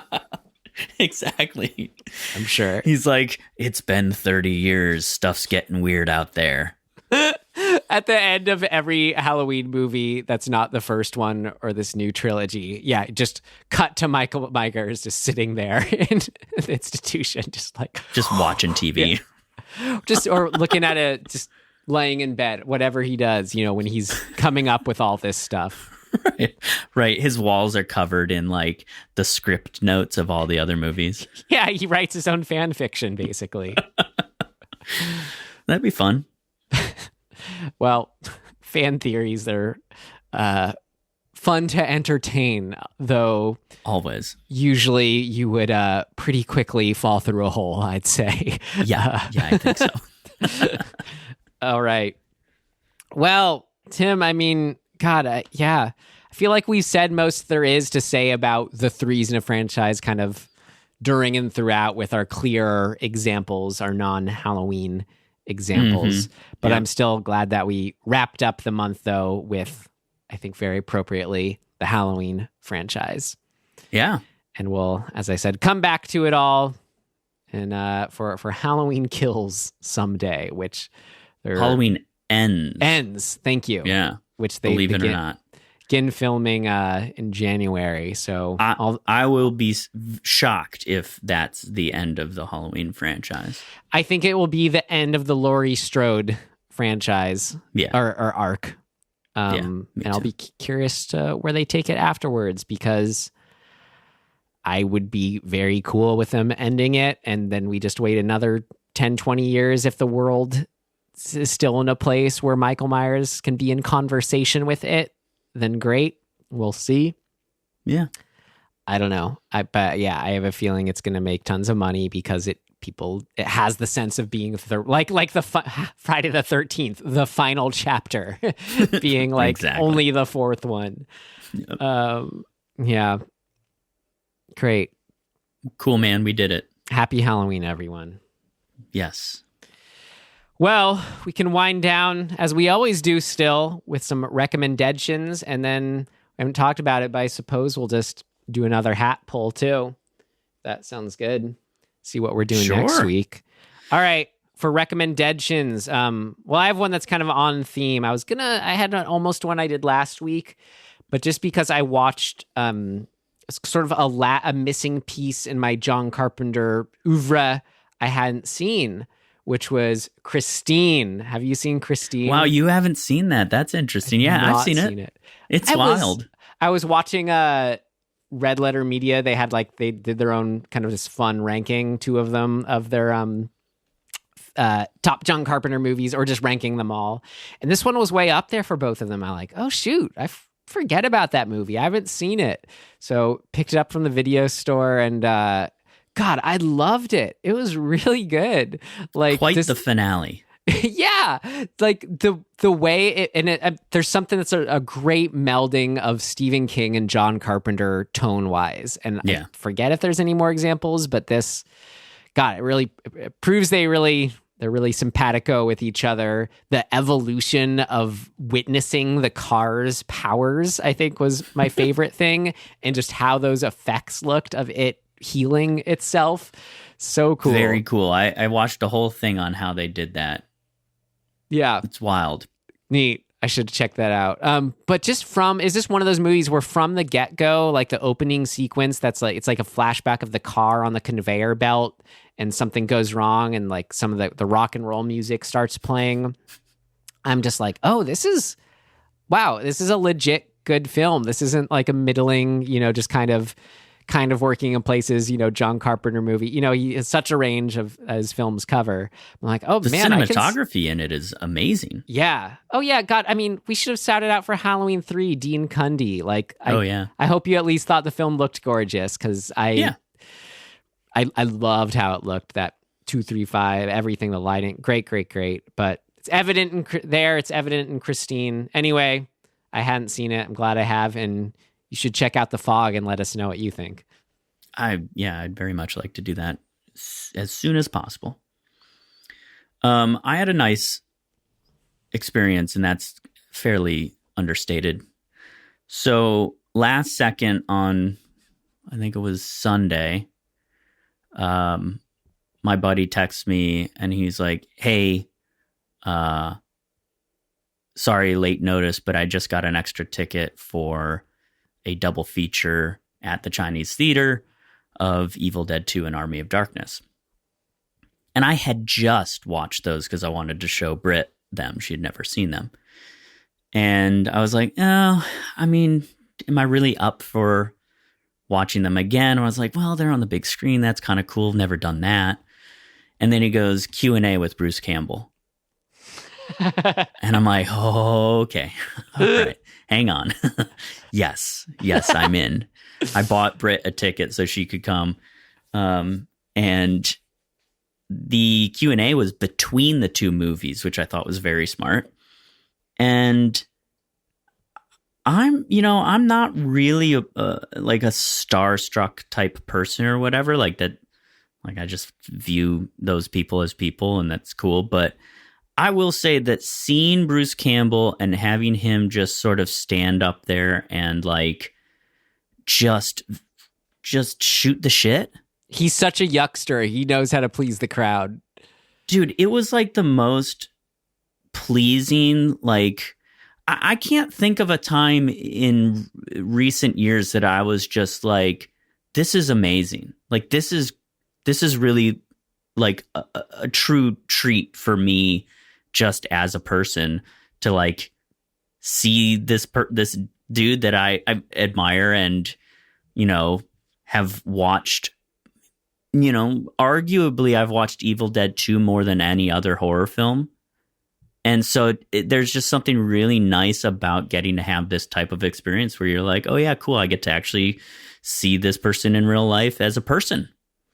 And it was just great. It was really fun. And he's, like you said, he's a yuckster. He played it up, mostly just asked people. He was throwing it back at the audience to be like, well, what'd you think? Like, who'd seen it? Who hadn't seen it? Did you like it? Like, he's great. And he went on and on. Like at one point, the stage manager person or handler or whatever you call them, like leaned out and gave him the like 5 minutes to go symbol. And I kind of was like, okay. He went on for like another 20 minutes. He's like, yeah, I'm not done. So it was amazing. All Great. Of that is to say, since I already recommended Evil Dead 2, Army of Darkness is a given. So I'm not going to recommend Dead that. What I'm going to recommend Dead is my favorite Bruce Campbell non-horror TV show. And I think there's only one season. It's called The Adventures of Brisco County Jr. And it's this weird sci-fi, I think, kind of time travel-y Western. It's bizarre, but it is so everything you want from Bruce Campbell in like an era when he still was very much able to do all of the stuff that he was good at, which is something he talked about. He's like, at a certain point, you can't fall on your head anymore. But man, Brisco County Jr., I loved as a kid, and like my brother and I used to watch that, and we were like, what is this? It's great. It's totally what you expect. Hammy, campy, weird, genre-y, but super fun. And I think you can watch it for free. I think it's like IMDb TV, which is a part of Amazon Prime, has it with commercials. So like, I may just go spend the rest of the day watching that first season, or only season. I think it's only one. Anyway, check it out. It's fun. Yeah, it ran for 27 episodes. There you go. Yeah, I second that. It's great. I love it. I gotta ask, have you seen his other show of the same Bruce Campbell ilk, Jack of All Trades? I have not seen that, no. Well, there's my sub-recommendation for you, cool. Tim. Here's it. Jack Stiles, American spy stationed on a South Pacific island in the early 19th century, teams up with a no-nonsense British agent to stop Amelia Rothschild, to stop Napoleon's colonizing efforts. Jack's alter ego is the Zorro-esque daring dragoon. Oh my God. I actually think I have seen like one episode of that. Yeah. Wow. So check it That's out. hilarious. Well, I know we're running long as we do, Tim, but I mean, I got asked just with the Q&A, just any other like specific fun tidbit or highlight? Yes. Him going into the history of how and why he and Sam Raimi have the relationship that they do was fascinating. He told this story about... He's like, so he went into high school. I think he said something about like he transferred to a new high school. That might not be true. But anyway, he's in high school. He goes into typing class and he can't type and everybody else can. And he's like, why are you even in this class if you can type? And then why am I in this class? Because I can't type. But so he transferred. He's like, can I get out of this? So he transferred to some... I think it was a photography class. Oh, no, I'm sorry. It was a radio speaking class. And in that class was Sam Raimi, who happened to be sitting behind him. And he said that he was interested in the class, so he was raising his hand a lot to like answer questions and whatever.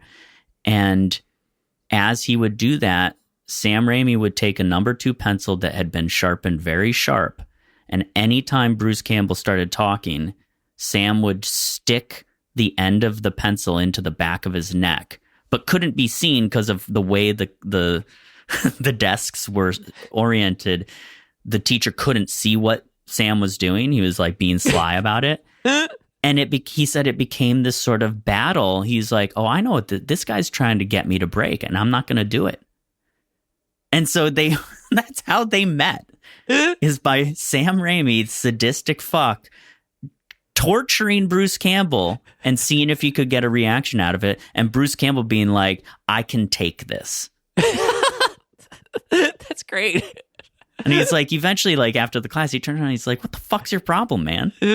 And Sam Raimi, of course, in his Sam Raimi way, like was like, I'm just trying to help you, man. So yeah, a lot of little anecdotes, a lot of fun stuff talking about Sam and also just the state of the industry and their his career over the years. Just really interesting stuff. Yeah. Well, last question for you, because it is exciting. You just went there. But I'm just so curious, since she's new to it all, your girlfriend Britt, what did she's for our listeners, she's super cool, of course, as you'd expect, being Tim's girlfriend, very talented artist, but her being new to Evil Dead 2, Army of Darkness, I'd just be so curious. I mean, I'd love to hear it from her, but since she isn't here, what is someone who's new to those movies like make of seeing those movies in today's day and age? She likes horror films, so she doesn't like blood so much, but she likes, creepiness and spookiness. Like Halloween's her favorite holiday. Like our place right now is completely like Halloweened out. And I imagine it like won't be de-Halloween for like 3 more months. But she said to me afterwards, she was like, I understand why you like these movies. Like they're so your sensibility. And I'm like, yeah, I mean, I guess, or maybe they formed it. I don't know which, it's a bit of a chicken and an egg kind of thing, but she's like me. She liked Evil Dead 2 more because it's mixing in kind of a really well-balanced way, the campy, goofy stuff, like horror comedy, little more than Army of Darkness, which is doing more of a medieval horror comedy camp. It's a little more over the top. Just less horror, I guess it feels like to me. But yeah, she by and large just sort of was like, those are fun, and I get it. Cool. They still have a place. Great. Yeah. I mean, for you though, I got to ask too. Like, it's not that I know you don't like it, but did seeing Army of Darkness with a crowd help it gain any just sort of new favor or insight for you? It's just really fun to hear and see what people respond to, and like whether or not they are getting the jokes that you have always honed in on. And mostly, yes. It also the capture that they had for these 2 films, the digital transfer, was incredible. Like, I saw things in both movies that I had never noticed before because it was so crisp. Like, it was and huge, right? Like, it's on a very big screen. But whoever did that copy did a phenomenal job. Yeah, I believe they've all been mastered to 4K now. Thank the wild. film gods. Cool. Yeah, you should just watch those movies. In particular, watch Army of Darkness just for the background actors. Right. There's so much going on. It's hilarious. There's a guy in sneakers running down a hill at one point, like white high top sneakers. Like, there's so much funny stuff. Throw some gaff tape over that. Yeah, it's so funny. Yeah. Cool. That's great. I'm glad you got to do that for your October here. That's great. All right. Well, Tim, we didn't really talk about what we were doing next, but I suppose we just back to the hat here. Yeah. Is it my turn? I don't know whose turn it is. Do you want to pull? You're holding it. I'd love you to have the honors. Okay. Here we go. Hat. Do us proud. We're doing this one. Oh, it's a long one. It's from 1971. And it's called Let's Scare Jessica to Death. I have no idea what this is. It's another one of those like a lot of the films we've done where always see the name popping up. And I've not seen it to the best of my knowledge. Have I? Is this like the one that's like out in the country, like in like a farmhouse and stuff? I feel like I may have seen this. Okay. But You got me. Well, we'll find out next week, I suppose. Great. Wow. Jessica is played by Zora Lampert. Never heard of her. Great. Exciting. All right. Well, until then, it's maybe the end of October, but here we're a horror podcast. We keep it going all year. That's what we're doing here. We're keeping the dream alive, watching horror movies, talking about horror movies. So, yeah, we really Again, appreciate you being here. You can find us wherever you found us, dismemberinghorror.com. We are now partnered with our friends and family at Connected Podcast. We suggest you check them out. It's connected with no E at the end. So connected Podcast. Check them out. All the other great shows in our family you'll find. And, happy Halloween, everyone. So in closing, thanks for listening. Thanks for listening. I hate you so much. It's going to be in my head forever. But maybe that's the point. And we'll see you next time. Goodbye.